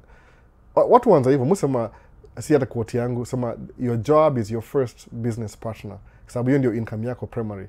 But don't get stuck over there. Try uishi within your means, ukiona alafu increase. Kama una do enough kwa job yako, maybe try to scale up na job ile make more money. Nani Dave Ramsey, just make more money. Alisema hivyo simple. No. So sijui nimemiss nini nyingine hapa hivi, hebu tuone kwa TikTok. That's none. I don't know, si get your chain ya conversation. Every employee, hebu tuone. Should someone get a CDL license to drive truck with a vision of starting a trucking business? Absolutely. Sabu sama, are you getting a license for the sake of you just enjoy driving? No. I mean, you could enjoy driving. Kamimi, I worked in an office for like 7 years before ninge trucking. Alafu, Kenya niko nafanya kazi kwa ofisi. Alafu, US kwa hizi minimum wage jobs for 3 years hivi. Trucking is moving office. I prefer that to the moving office. The only problem is I don't walk as much. Now that I go health conscious, nimejua when I stay stationary, I just add weight. No. So I wish I could move more. Ile juu muscles. Alafu I'm getting older, so need balance. But lazima kuna intention. Why are you doing it anyway? Do it for a reason. Intention yangu ni ile I'm doing this to get me from point A to point B. Once I get to point B, then I'm going to go to C and D and E. Peleka alphabet paka Z if you want. Ama Z. Watu yangu sema Z. Let's see the books again. Okay, book ni hivi. Itakaa weird kwa TikTok because I'm using the front camera kwa phone. Lakini itwa How to Invest 5,000 to 50,000. Hii ni by fanya hivi, Dani, let's see the let's see the books again. Aitwa nani? Let's see the books again. Mary. Aina YouTube by the way, YouTube. Sidi mali camera yashika vizuri. Sidi yake YouTube tu alafu utaiona. Mwoga na recording hizi video every week by the way. There's a whole recorded version ya hii out of focus. Mnaiona vizuri? Sijui. Hii book iko white na light iko white pia. Mtu mia light white. Hii ni How to Invest. Sijui ni how much exactly. Let me see how much it cost. Hii ni $19. You can do $19. It's cheaper than that. I think it got $9. You can half. Suggested return in $19. Inaitwa How to Invest $50 to 5,000. Hii ni book moja. I'm reading this right now, by the way. Ni kama 2 weeks ago, or 3 weeks ago. I don't remember. This is my newest book. Alafu hii ni The Psychology of Money. Morgan Housel. Umsako alive, I think so. He's still alive. Psychology of Money. I don't remember book ingine juzi. Hapa ni poa hivyo. The Psychology of Money. Naona hiyo. Just financial literacy. So, Mary. Okay, angalia recording ya YouTube. Mu record hizi live zote. They're recorded. Sijasema maliziko. Enda kwa Maisha States YouTube channel. Utafute Man Cave Talk.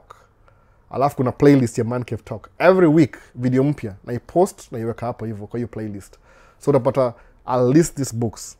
Alafu, next ni, nenda kwa order tu. Hii nilibuy juu umsal kwa TikTok. Inaitwa Economic Masonry. Ako TikTok umse. You do live TikTok, by the way. Jina yake ni nani? Aitwa Derek Whitehead. Kama na jina iko painted juu ya mtoi wangu. Alipata mark alipaint yote by kambia for demonstration purposes. Hii book ilikuwa $50. Ouch. Suggested retail. Nilinunua kwa website yake directly. Suggested retail. $50. No. I mean, I get it though. I get it. He's doing a good job. I get it. No. I really thought about it before ninunue. Is it worth its weight in gold? I don't know, but I just had to, whatever he was saying kwa TikTok live, it was so useful to me because I'm going to buy the book. But I think whatever he says, he got more information than the book. The book is a little bit slow. Alafu kawaida classic Rich Dad Poor Dad. Inaitwa Robert Kiyosaki. So Mary enda YouTube utaiona YouTube. Na ihold kwa YouTube. Itakuwa more clear. TikTok bado, I don't have a good camera kwa TikTok. Natumia cell phone camera TikTok. So nataka kupush uende uone vizuri. Alafu hii ni I will teach you how to be rich. So far, this is the best book nimepata this year, by the way. I'll teach you how to be rich. Remit Sethi. Akona YouTube channel pia. Akona show Netflix.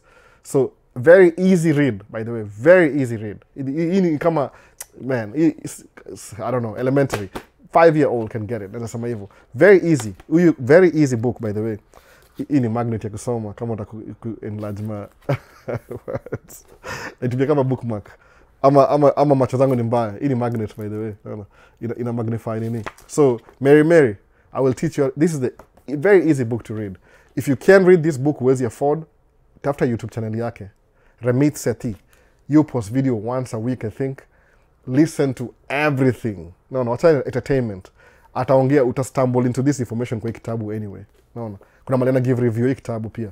He has 3 books so far, I think nimeona. 3 more books, which I will buy. So, itakusaidia. So, nini nyingine? Let's see the books again. Sasa, Mary, imesema hivyo. Enda kwa, naenda kwa Maisha States YouTube channel. Maisha, mtumia handle yangu ni hivi. Maisha ile art sign, Maisha _states. They may split to ile tu ikuwe different kidogo. Maisha _states. Same kwa kila mahali, kila platform. Hiyo ndio kama handle yangu. Maisha States Maisha _states. Hivyo tu, the way unaiandika. Usearch, alafu uone Man Cave Talk. Itakuwa poa. Man Cave Talk live. Hii live pia recorded from YouTube. Haitakuwa the best quality because ni online. Lakini recorded itakuwa the clean. Utaona tu the exact book. Utahold camera. Utapause video. Uchukue screenshot. Whatever you want to do. Uende order your book. If you can't, tafuta huyo the YouTube channel. You watch. Usikize. Alafu, hata usikize alafu kama, because I read the book anyway. Ukisikiza hiyo, ukuja uniulize maswali. Hii ni free. Hapa ni nini hapa hivi? Man Cave Talk live. Free Q&A. Umeona hivyo. Leo nimeanswer most questions my first 30 minutes likuwa question ya msema muuliza hapa hivi kwa ni open. I'm not charging anything for information. Nile na feel kama nikidedi na hizi information itasaidia mtu, itakuwa selfishly. Nataka nimebari kila kitu. Naona. Sasa maaje, thank you Albo. Kindly talk about independent living. Is it a good business to start? Independent living. Kama independent what do you mean by that exactly? Independent living? Is it a good business to start? Like, kama nimesha mambo ya kama group home ama what do you mean by that exactly? Afu amesema the Luo in you. Anacheka. I'm not Luo. Maybe a small percentage. Watu fikiria mimi Luo, but I have Luo qualities. I think so. No, I have them. Niko a little bit of everything. Maybe kuna ka percentage kangu kidogo hivi. So what time do you read the books? Do you have a schedule for reading the books? Busy? So I used to do it before I go to bed. Kama tuseme mfanya hivi, bedtime yangu ni 8 p.m. kama niko job. But in the winter, atuendangi job kila siku, ni ile depending on the weather. So ndasoma more. But either late at night before uende kulala, so that you can dream about that thing that you're reading. Whatever you read before you go to bed, utafikiria kitu the whole night. Alafu utaamka hivyo. Ama early in the morning. So ni either or. So kama morning could be good, kama job yako ni ile una commute. Suppose una do job, man, I wish I was doing that. I wish niko naenda atamka asubuhi napanda basi na kwa train. Oh man. I miss your life. But anyway, because I have to drive to work, I have to drive the whole day. So nikikuwa kama na drive, muskiza kama audiobooks. But reading ni ile, suppose nisikiza audiobook the whole day, kama leo, the whole day audiobook. If I don't get calls from you know who. Anyway, my wife, you call her every 2 hours or something. But ile, before she calls, nisikiza audiobook. Alafu, whatever nime understand kwa hiyo audiobook leo, nachukua hiyo book nisemeaje, let me open the chapter. So ndandika ile notes haraka. Nini yangu kwa mutumia iPhone, kuna ile notebook ile. Monica type notes. Ama what I do ni ile, I'll send myself a text. Remember to do this. Sababu, very forgetful. Ukiwa na moment i-document ndio usisahau. Najitumia text ile mental notes.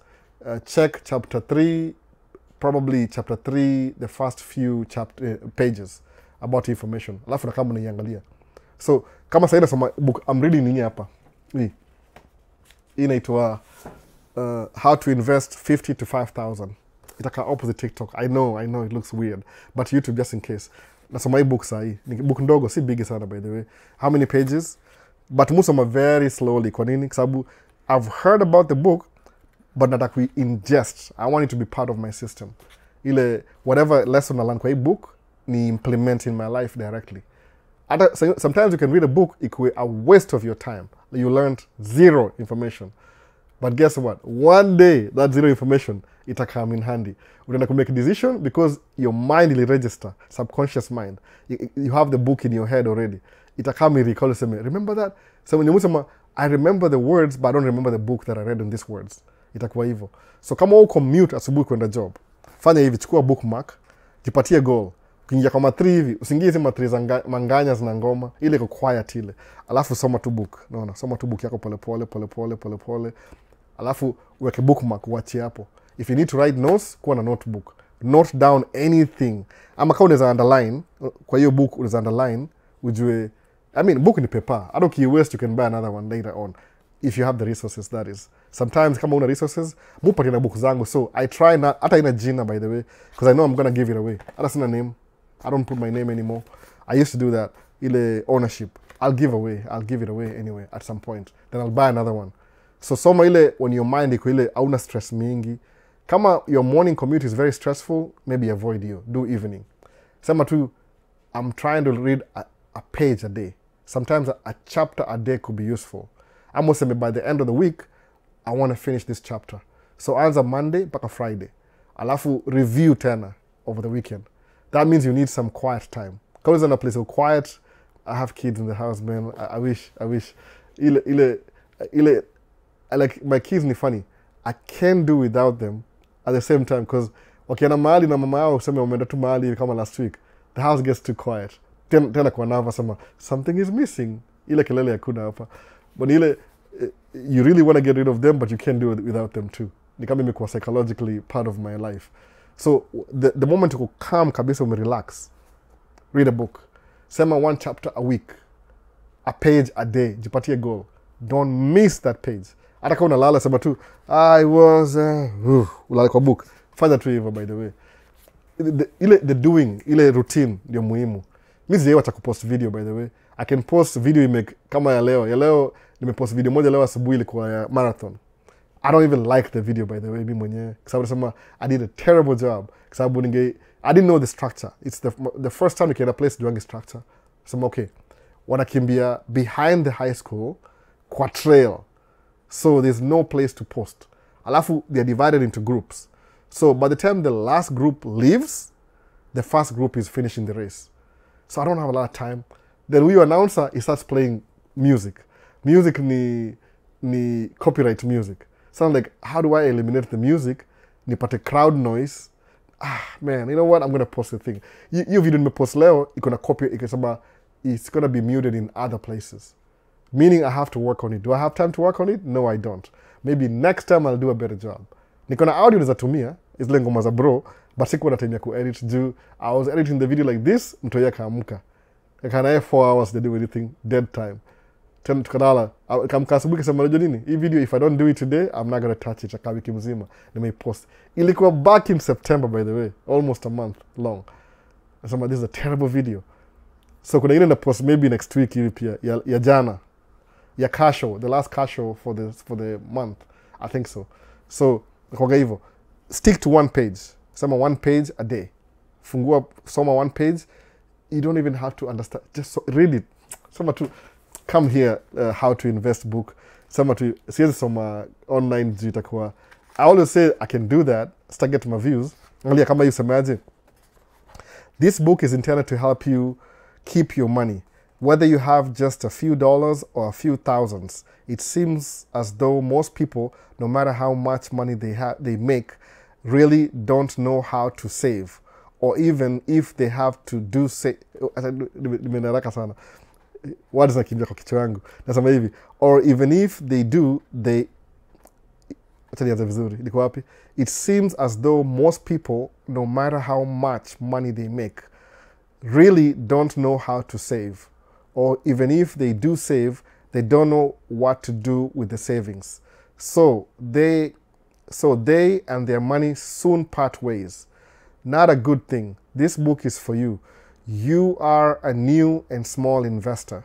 You have money sitting in an account earning less than 3% interest. This book is for you. In introduction, by the way. So umesoma nini 1 page? Semeaje? he said, why should you buy this book? This book is for you if you are a new and small investor. Small ile tu umeanza, by the way, starting. You have money sitting in an account earning less than 3% interest. Watu wengi, by the way. Alafu, you've just started on your first job. You've saved several $100s from your summer work. Ni kama mtoko high school hivi. You have put aside several $1,000s for careful budgeting. Ingine. You received a sudden windfall, so that's for the first time in your life you have a lump sum to invest. Ingine kama sema upata kama mulipo insurance hivi, your accident, ama win some money, whatever. Alafu, you have handed a nice bonus. You were handed a nice bonus at work. You have a business that takes off. Your cash flow will increase. So, no matter what your circumstances, I encourage you to start and save and invest right now, today. The sooner you begin, the sooner you earn $50, $500, $5,000 will grow. Mwona hivyo. Hii ni book tu umeanza leo. Umeingia kwa matri, kwa kachini, kama ni matri, kama upanda train, whatever you do. Kama drive, don't read. Useme, I'm driving. Hii ni kama utapigwa tikiti kwa sababu the evidence, you're distracted driving, ni dangerous kwa other road users. Get some time to lunch break, maybe in the evening after work. Some time to, no. Kama unajua job kama wewe unadoing kama caregiving, ukishalala wote, chukua book, soma one page, wachia hapo, funga, think about what you just read. Sababu ile una recall. Kuna watu wako smart, they'll do it faster. Kuna watu wako slow. So kama uko slow, kama mimi, think about what you just read. Okay, this book is for beginners. What do I remember on that? Jipatie trivia hivi. Alafu, I thought too, ile ukihold on useme, I'm reviewing the book in my mind. Out of close your eyes useme, I'm reviewing what I just read. Ita stick. Alafu, the more you read it, itakam make sense baadaye. Musema hivyo. It's good to have information in your subconscious than have zero information. Sababu, utakuwa na circumstances, usemeaje, musikianga alba kiropokwa kwa man cave talk about kuinvest. Kuna all these words wasikianga, investment, stocks, real estate, tracking, CDL, tax savings. What do those things mean? Sema aje, hata tuko Google ama ChatGPT. What's a stock? Definition. Isome, iandike chini, writing ile 5 senses. Eyes, ears, smell, talk, mouth, touch. Nimesema zote vizuri, 5 senses. Kuna sight, hearing, smelling. Hizi ni 4 kwa face peke yake. Alafu touch kwa mkono. Touch the pen, write it down. The stock is blah blah blah blah blah. Kwa notes, umalize. Okay, what's an index? Blah blah blah. Hivyo andika. So, what's financial literacy? Define your story. Kama unaweza, tafuta wall uandike kwa Sharpie, unaona kila siku. Alafu una malimonde kama vitu zangu kwa wall. Basi hizi mtu yeye ameni outlast, amezi cancel zote. Ndio.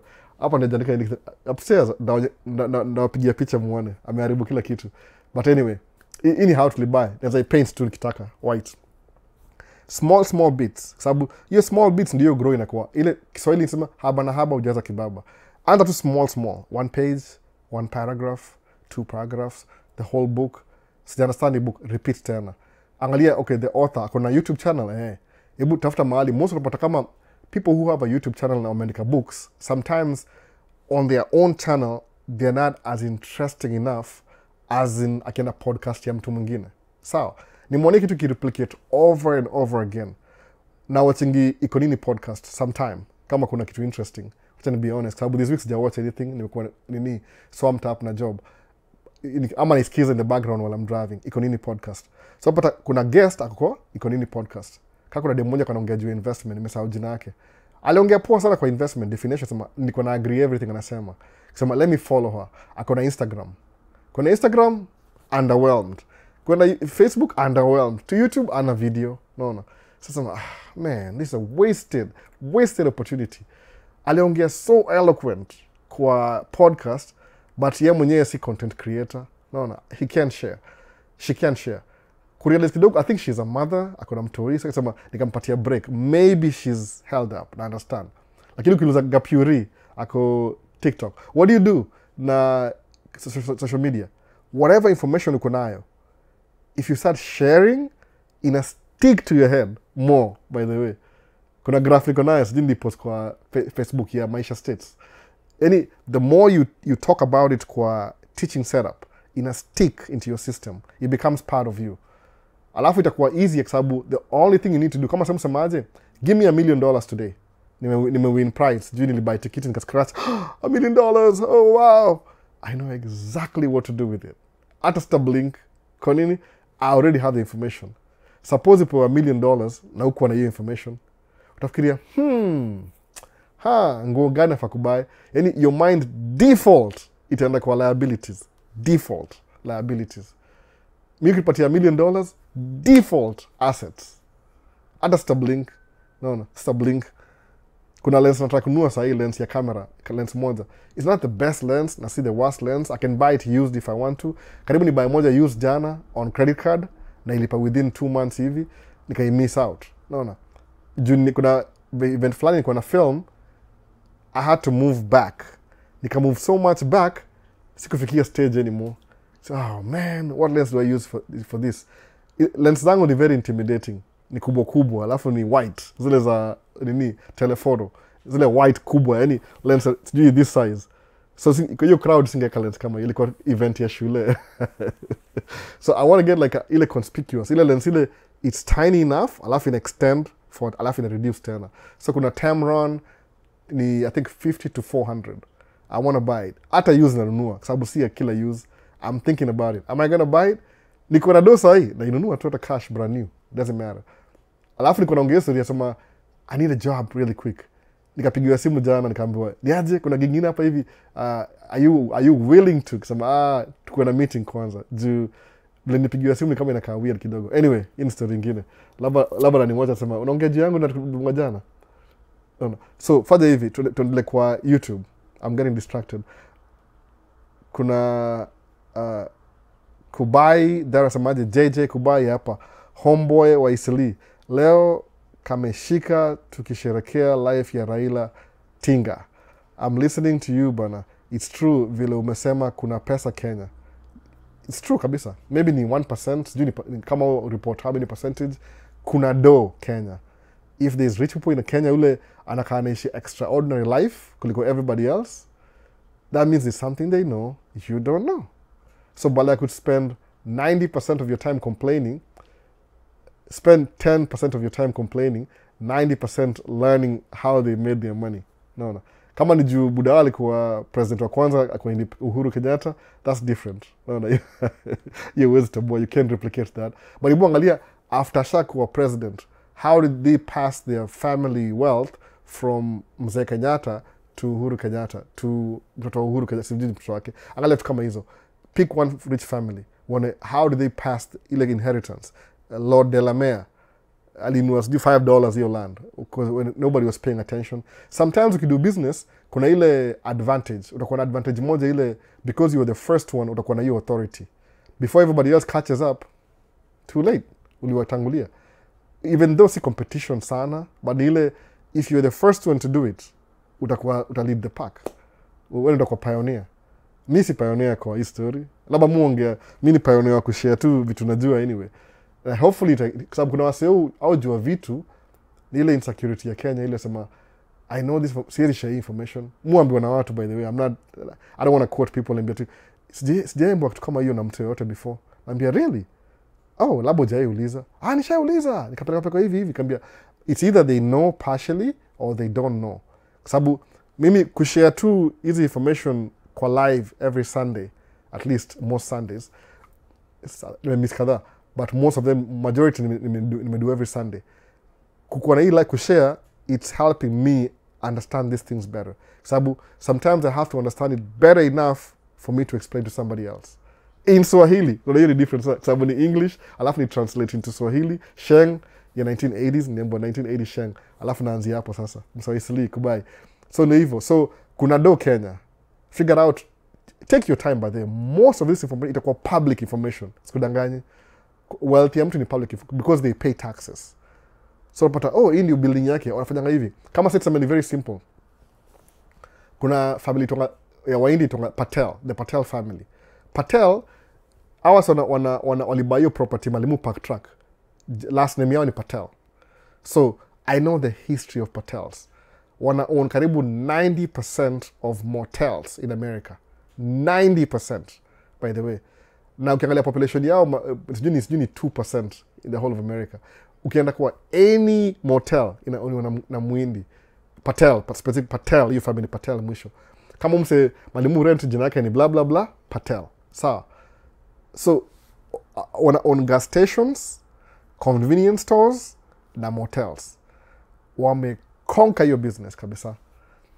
Kenya, how many Patels do you know in Kenya? Wakuna kadhaa? No. So angalia, how do they do their business? So this is public information. I'll get together as a family. Wanaishi pamoja, wana save cost. Alafu wana invest do, alafu wana buy. Kama huyu Patel ameingia hapa Minnesota, sijui ni, I don't know how long now, 5 years. Sahi as we speak, hiyo group yao, hiyo Patel, ni kama 4 guys. Wakona 4 gas stations. Wamebuy existing business. Are they profitable businesses? Sometimes hata si profitable. Ni ile tu they're making enough income.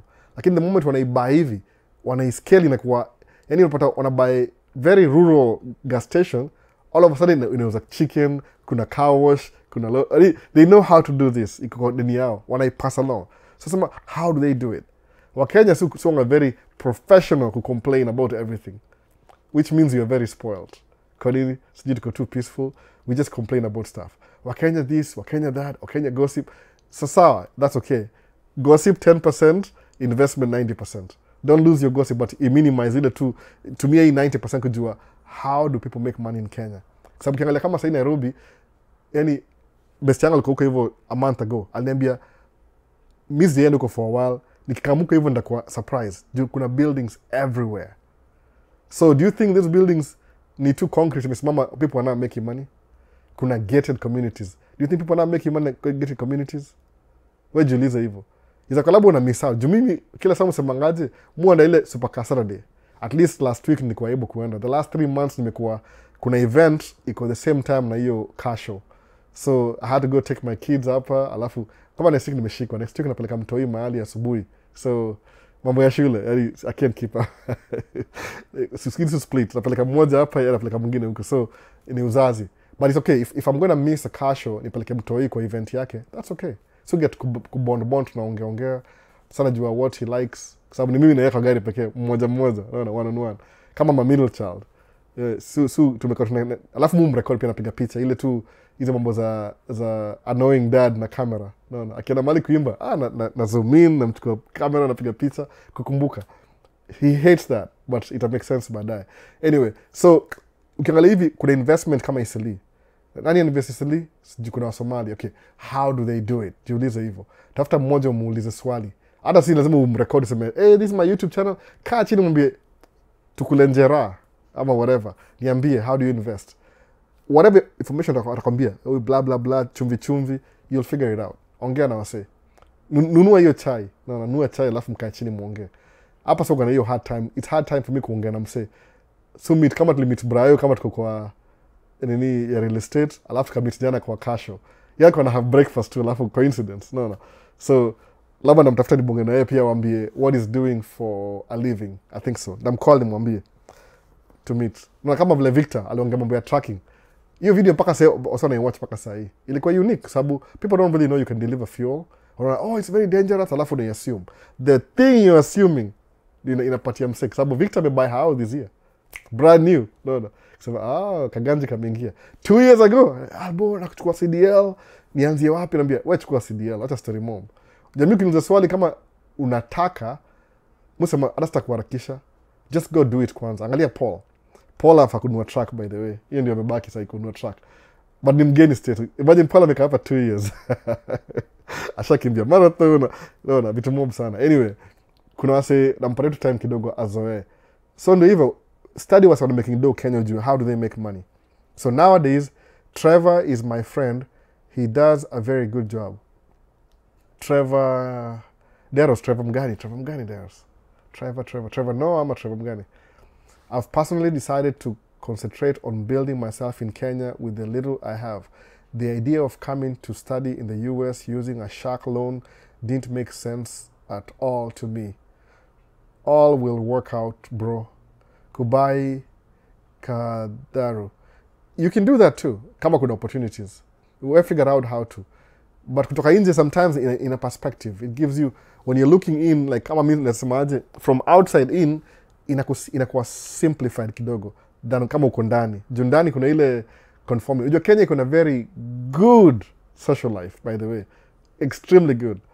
Unaweza ongea na anybody anytime juu you all look alike.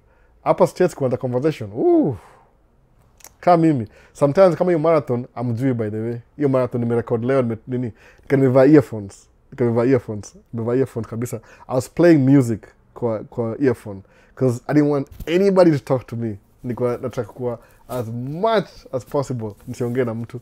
No. Jilikuwa a very new environment. Sijaenda hiyo high school, sijaenda hiyo marathon the first time. Now that I know how it flows na everything, labda ndaongea na wase. Kwa sababu kama tungeza conversation, what do I talk about? Maybe ilikuwa mistake yangu, ningemeet mtu huko hivyo. Babu semaje, if I can record it so well, alafu ni post, alafu somebody sees themselves kwa video, ata get in touch. No. Alafu tutaanzia hapo conversation. Alafu itaendelea hivyo. So kama unaweza invest hivyo sawa. Sometimes it helps kutoka nje ya Kenya kidogo ndio uta appreciate what Kenya has. Kama uko ndani sometimes unakuwa blinded. No. But if it works for you, that's good too. Ni suggestion too.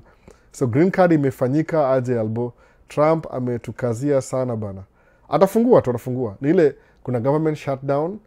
Hiyo story ya green card ni government operation. So lazima ni funding. Wamedisagree juu. I think story inaendelea ni ile wala wana run side administration, they want to cut down on Medicare, but distribute mdogo kwa place ingine different. Alafu the opposition nasema we need funding ya healthcare because at the end of the year people are going to lose their government subsidized insurance. So ni big deal. Na hawa wengi labda wakiwacha hiyo ipite, alafu insurances go up, they won't be able to win back, get into office, kwa sababu their constituency itawa blame. So they're working hard ndio wa agree. Lakini mlemuji wanga Trump yoga very stubborn na hii story. Penda amue kitu. Kumconvince ni hard. So ajui kama ukirun government ni poa kuwa na compromise. Utakuwa na idea yako, alafu na opposition, alafu mta agree. Kwa sababu one day tables will turn. Utapata opposition sasa ndio main, nyinyi mnakuwa opposition. Ukicreate hiyo presidency ile ya my way or highway, na hii ni sababu unajua aliwin elections ndio, lakini ni 50-50. Naona hivyo. So juangu compromise because background yake ni businessman. Ile kana run country kama a business, muona hivyo. Kama ile tu yeye ana make the final say. Ajui government ni business but si business pia. Lazima unegotiate sababu you'll win some and lose some, then the things you lose now you can win them later and lose some. Kama una compromise. Sababu you're dealing with so many ideologies. Itakuwa bureaucracy. Sawa. Ni poa kugovern. Hiyo ndio jina. Sisi ma leadership govern. Na government ni negotiation. Mna agree. Kwa sababu ni so many minds coming together, representation. So I don't know hii deadlock itaisha lini, maybe next week sijui. But unaona kama ina affect watu wengine, sijui kwa nini. But anyway, what do you do? Me, I'm just the comment to ile observation. Sina opinions. So ndio hivyo basi. You made me to read books now. I almost read 2 books this month. Now I'm reading The Art of Getting Money by P.T. Barnum. The same mama itunani huyu. Barnum. Oh, I'll see you. Oh, that's good. Just read books, by the way. Utashanga ile value ya books. Utashanga sana over time. Mukwambia Mungu very surprised every single time. The first time nilisoma book ilikuwa Bible. The first book I read ilikuwa Bible. Paka mwisho. No. I don't know if it was my advantage or disadvantage. Na preserve comments zangu for later. But ilikuwa the first book nilisoma, Bible. So, nikanipatia ile head start. Because I was curious. People who talk to God talks to them. Kusema, really? In the Bible? Yeah. Okay, let me read and see who God talks to. Kuna watu very selective few. Alafu conversation si ni story mrefu, ni bits and pieces. So hey Albo, I'm glad I'm watching. I'm in Fox Lake on I-90 heading to Seattle, Tacoma. It's really cold in Minnesota. Where are you going back on side dump next season? Maybe, but I'm trying to sell my truck. Naona kama since nime pay off dump trucks, nataka kusubstitute income ya pedicam kwa dump truck. Kwa sababu side dump is good, but this year imekuwa slow juu funding ya hizo project ili delay. so ikadelay job vibaya, so nimeenda hasara. So counting my losses, I think ndauza side dump ninunue dump truck ingine, kwa sababu I need a payment. Kwa hii business yangu vile structure business, I need a payment for taxes. Muona I will grow, but sitaki grow too fast alafu nilipe so much taxes. Kuna level nataka kufika ndio ile nikue nataka kusave, yani strategy, I need to have a payment soon. So na I'm plan niuze gari yangu ya nini side dump, ninunue dump truck ingine mpya. Alafu sasa kuna dump truck mbili itakuwa manageable. Alafu nitaka kubuy a tatu maybe after 1 or 2 years hivi. That was a goal.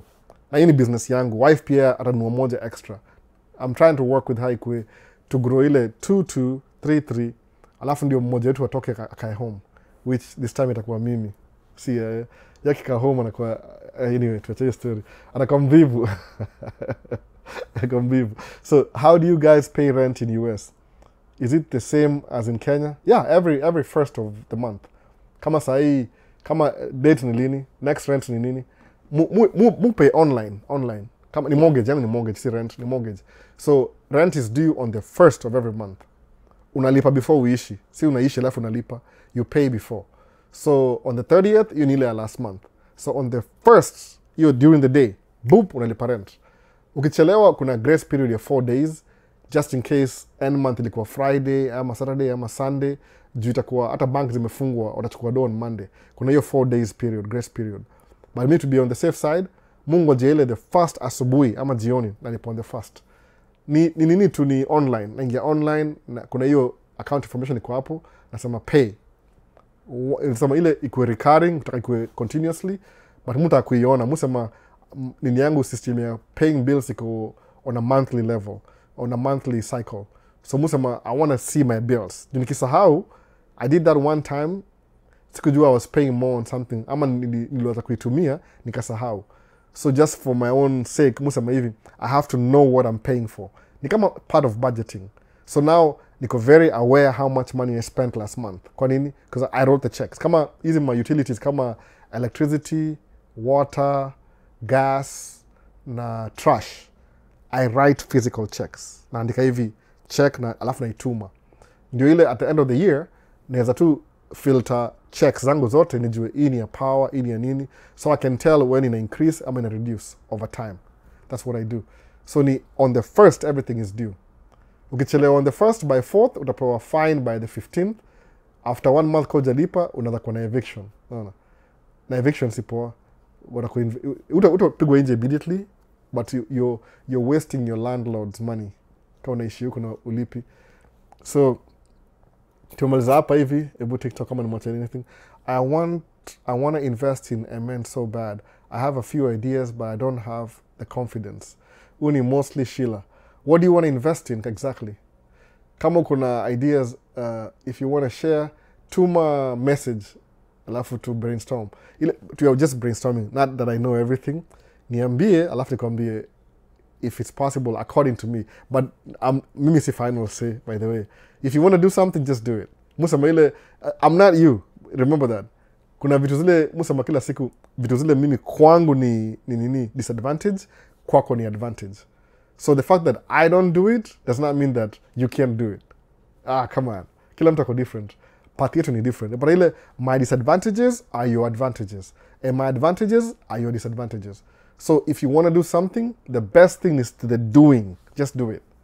Hata kama utafail. What utafail ni hilo tusemaje? This is how not to ride a bike. Usilean side moja utaanguka. So now you know. Kaa katikati. That's what you do. Unalearn. Ile process ya kufail, it will teach you something. Na hiyo lesson ya kufail, kuanza kitu alafu, you start and you fail, iko more valuable than procrastinating. Sababu at least umeianza. Hiyo kuanza ndio watu wengi, they never start.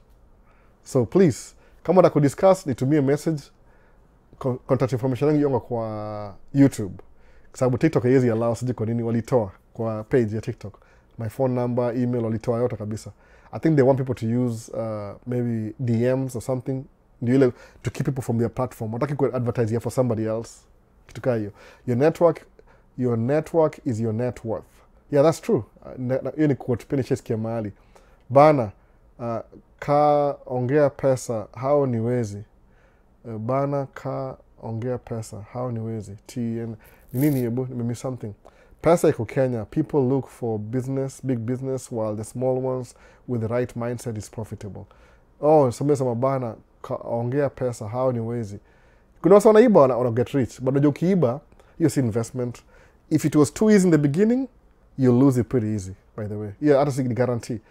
If you did, kama una foundation, sababu kama umeiba pesa Kenya, uka-invest, it came to you so easy, utai-lose so easy too. Easy come, easy go.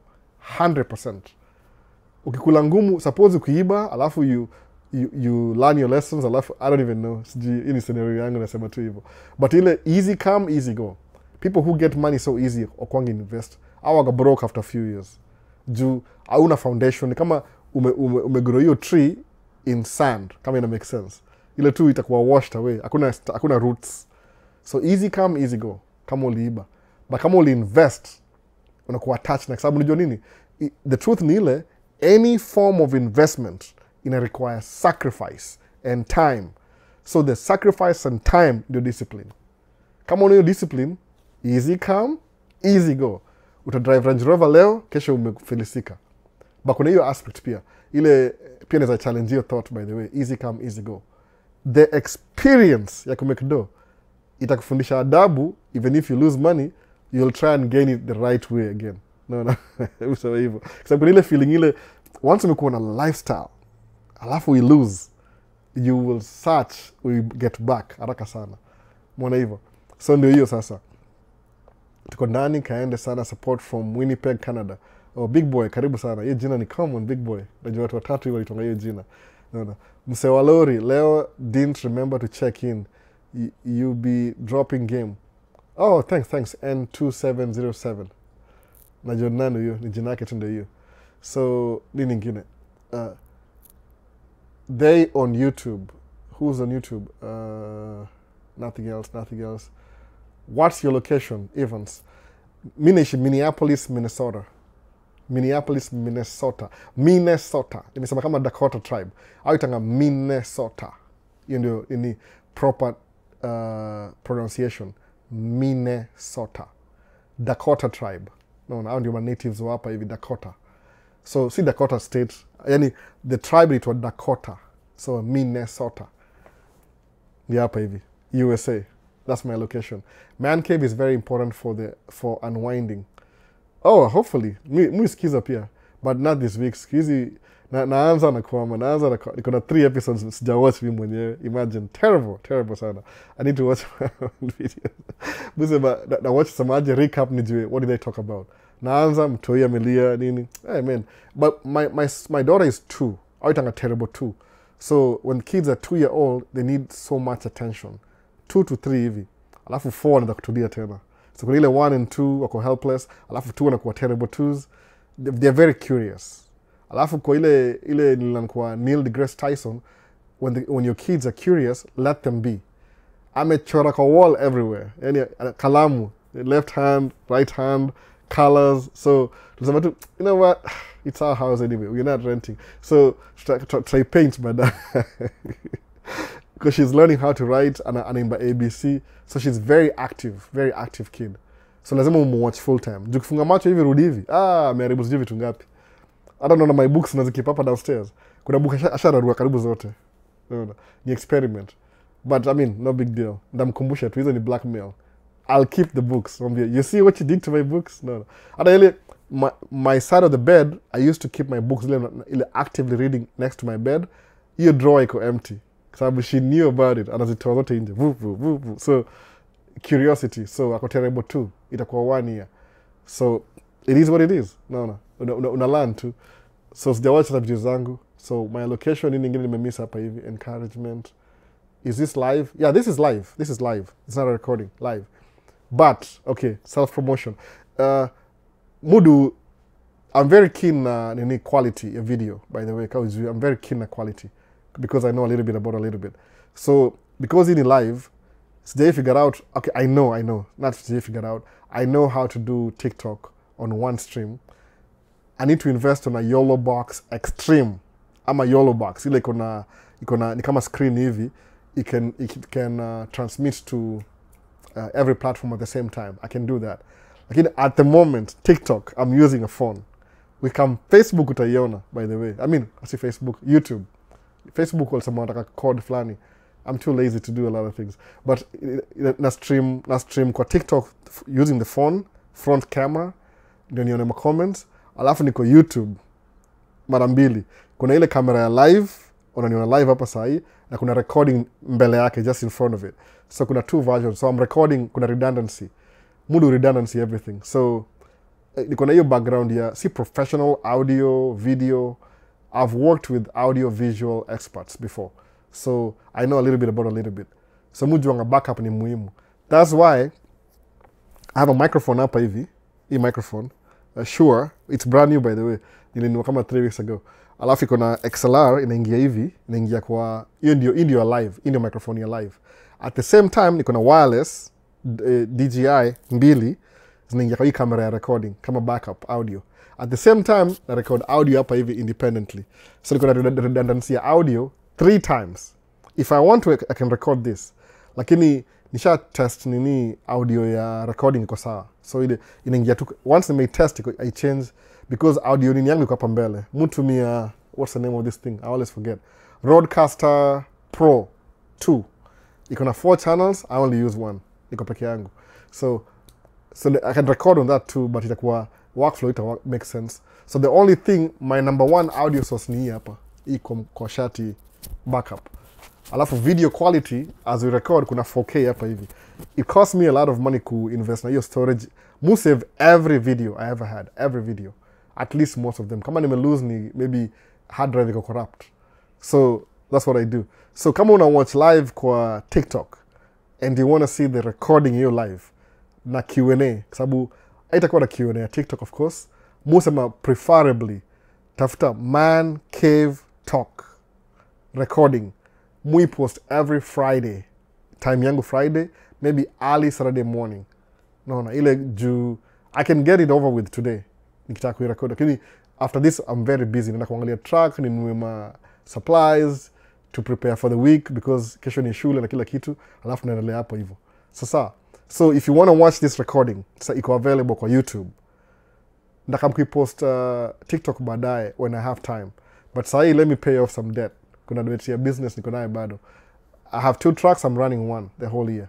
Niliamua tu, it was too late to start the other one. Sababu job imeanza karibu mid-year. I think August, you ni the 7th month. Karibu mid-3rd quarter.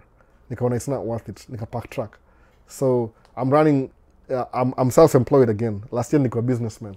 Difference hiyo ni ile self-employed ni ile you have to work for your job. Businessman, you can step away and still make money. Uko na employees. So last year niko na 2 drivers. This year I don't have any drivers. I'm driving the truck myself. Luckily enough, 1 truck is paid off. So inanipatia ile, niko na ile advantage juu I don't have any debt. Your truck. Iko paid off in full. So now I can invest in the next one. That's why. So kama una watch live TikTok, you want to see the recording, YouTube. Enda YouTube, Maisha States, Man Cave Talk. Utapata everything iko huko by the way. I'm pretty sure. Kwa live ini episode 97.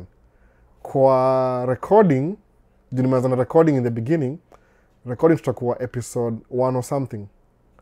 Itakuwa 117. So 97, 117. So kuna, I think, about 20 videos before nianze kuzi merge zote pamoja. So if you miss the live, just in case, and you watch YouTube, hii recording itakuwa clear. Na kuencourage, sababu recording, I watch the recording too. Live mara mingi I'm here anyway.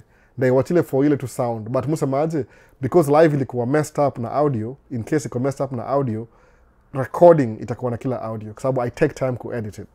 Na make sure audio iko poa na kila kitu. Sawa, ile tu nice enough ya ile not too loud, not too quiet. Juu hii microphone hapa hivi naongea naye, iko na hiyo technology inaitwanga 32-bit float audio. If you know what that means, it's okay. If you don't, that's good too. Mara mingi ni 24 bit. 32 iko higher, like on a lower. So I can push it up bila pick all the noise around here. Ni dynamic microphone. Anyway, sorry mingi. Kama una miss live, what time are your lives? Morgana only on Sunday. Technically supposed to be like midday Central State Time to 2. Kama saini extend kidogo. Saini, what time is it? 3. So ni every Sunday. But you can always go leave a question. No, YouTube. So move stream YouTube and TikTok at the same time. No. In the future, I can do more lives during the week, but I have 4 kids. There's always something to do with the kids. So that's why. Sometimes more guest kama ni kwa guest kwa Gapuri, miss life zake mingi. You do Saturday, I think na Sunday. Sometimes kuna moja nicheki during the week but niko busy. Inaweza kama guest kwa life yako, live kama kuna live during the week if you want me to come as a guest for a few hours. I appreciate pia because I'll learn and I'll share whatever I know. Sawa, tushafika 2 hours hivi sasa na kitu ya kudu. So tutamalizia hapo basi. So ukimiss live TikTok, nimerepeat tena. Man Cave Talk, hiyo ni recording. Kama iko na audio problems niambie na improve. That's what I do. No. Do you hold financial classes? Just moved in Fargo, would love to connect with other business minded. I don't really hold. I can do 2 ways. I can start a members only videos, the finances. Like I'm teaching finances, literacy. Lakini it will cost people money. Namuji wa money, if you're trying to make money, sometimes you don't want to spend money, especially on the elementary level. Like if you're just learning this is elementary level, you don't want to spend so much money. You want to learn how to make money. Once you start making money, then you can start paying for things. Understand hivyo. Hii ni kama friendly, liko tu kama it's hanging out with my friends thing. See live at I'm trying to make money. I'm already making money doing other things. So itu nili kama ile free, thought-provoking financial literacy. Still storyka what are the words? Thought-provoking, encouraging. Kama you're just building your life. Kuwa na hiyo thought semeaje. Because I believe whatever you think about is what you become. If you think money all the time, you'll make the money. If you think gossip all the time, you'll be gossiping forever. Gossiping is good if it makes you money. You can start a YouTube channel. All you do is just Nairobi gossip. Si wanna make dough na views. You can do that too. Lakini wache kwe use your time wisely. Sababu kila mtu tuko na very short time. You're young over here a little bit. You're growing 18 years. You're 20. People work for 45 years of their lives. Alafu wana retire. Whatever you do in the 45 ndio the most crucial. So mimi nilichelewa kidogo kuanza life. Nita kama niko mid 30s. 36 at least. I paid off all my debt at 36. So I'm playing catch up right now while raising 4 kids. My oldest 15, youngest 2. So I still have time. So nikisema paid itakuwa story mob. The best I can do ni to offer as much of free information as possible. Ukitaka mambo ya paid, maybe ndaanza hivyo in future. Because right now I'm also growing, building my business. Sijafika hiyo level ya kusema ati I can branch out and do live sessions all the time. Alafu ni Swahili. I have to think in English, translate in Swahili. Swahili ni hard kwangu, by the way. Mwonge sheng. So inakuwa hard kidogo kusema, oh, I'll charge you money for this. No, you don't need to. Some of you will start those classes in the future. No, mta specialize. Si mimi though. So fanya hivyo, I don't offer classes. We need 2 life examples. Musema read books. If you need a recommendation, like what books do you start with? Zakabia, soma hii na hii na hii. You have to read them though. Sababu ukisema, oh, ndasoma, alafu usisome, it won't make any sense. Jukila kuongea, oh, soma book gani? Sijaanza bado. Then, like, we're both wasting each other's time. Kama hujasoma, so what do we discuss? Sababu, kama nimeisoma nasemaje, I love doing that, by the way. Ile kama umesoma book na mimi nimesoma book, kama book club, we discuss, like, what did you learn from this? I love sema, oh, I missed that. Then you go back and read again. Maybe naweza channel kama hiyo in the future. Ile ya kusema, review books. The problem is, I don't think easy social media will allow you because you're using somebody else's material, ila me publish, for more, sababu channel yangu iko monetize. So if anything I do, lazima ikuwe my own, like ile ikuwe my own creation. See somebody else's material. Itakuwa share income, ama itakuwa copyright. And they can shut down the channel too. So that's what it is. Anyway, study more. Kuna question moja imekama hapa hivi ya nani hapa. Ilikuwa tuone. How do you guys pay rent? Nishamaliza hiyo ya mwisho. So nafanya hivi TikTok, ukimiss live Maisha States, handle hivi at Maisha States at Maisha_States. Facebook, YouTube, TikTok, Instagram. Nimesahau gani ingine? 1, 2, 3, 4. Facebook Shorts, whatever that is. So hivyo. at Maisha States underscore at Maisha underscore States. Why I don't keep forgetting. Ile underscore ile lower dash States. Hiyo ndio handle. Utapata hata kwa X, vile tu X. I don't post much in X. I never used what kwa Twitter, so it's not my thing. Alafu sipendange vibe ya Twitter anyway. I don't like the vibe. Sijika hivyo tu. Inani cut off kitu. So namaliza TikTok sahi. I'm kind of running out of time. Natumianga phone hapa, if that's what on the side. Kuna main camera hapa, niko on the side hapa. Naona niko na background. So tumalize live hapa to end your TikTok. Interesting nini hapo. Alafu YouTube kuna one more question. Independent living like you rent. Come on TikTok. Dismiss. Sasa hivi Carol GY7HM asemaje, independent living like you rent out your house to homeless, veterans, ex-convicts, etc. Kindly advise if it's a good business to start. It is a very good business to start. Ni ile tu also ni kama kukuwa na section 8. Ile the government pays you. Iko na cash flow, guaranteed cash flow. Lakini in terms of maintenance ya nyumba, itabidi you'll be spending so much time na maintenance. So preferably either you know somebody yule anajua kufix vitu za haraka haraka. So unajua nini, imagine wasewa kama section 8, their rent is subsidized. So wakishika nyumba and somebody else is paying their mortgage, maybe like their rent maybe 80%, they're only paying 20%. I only respect your property comes and lipa full amount. So mimi it's a lucrative business in the beginning, lakini kuena mbele muona kama the cost of repair will cost you a good penny, a dime. Because msanalipiwa vitu for free, people don't respect free things. Out something ile, nimesemaje, if you want to grow in business ile scaling up your business, it takes sacrifice and discipline. Meaning kuna ile learning curve. Once you kuna learning curve, kama mimi nikirent how, if you have a house, and I rent your house, and I treat with respect. Kwa nini? Because I understand hii nyumba kuna value kwa mwenyewe. This is his assets. So kwa nini? Because I've been there, done that. Naelewa ile discipline ile. I don't know what it took for whoever who owns this property to build this property. Maybe hata kuna mortgage unalipia bado. So nda respect property yako, knowing what I know. Lakini msamepewa kitu for free, inakuwa hard to maintain. But it's a good source of cash flow. Alafu guaranteed cash flow. So Carol GY, if you're thinking about it, get your information right and do it. Unasema hivyo. Kwa sababu hata kama ikifail, at least you'll do. The art of doing it, utalearn something, discipline na consistency from doing it.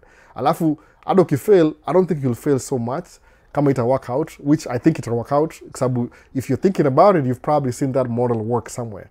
Just do it. I'm thinking about it. Ukisema if Steve Jobs was thinking about an iPhone, angekufanya hiyo thought. No. But akusema I'm thinking about it. I don't think he's the one who invented it, but tumpatie tu credit sababu yeye alikuwa CEO. Tuseme tu hivyo. Let's just be nice to him.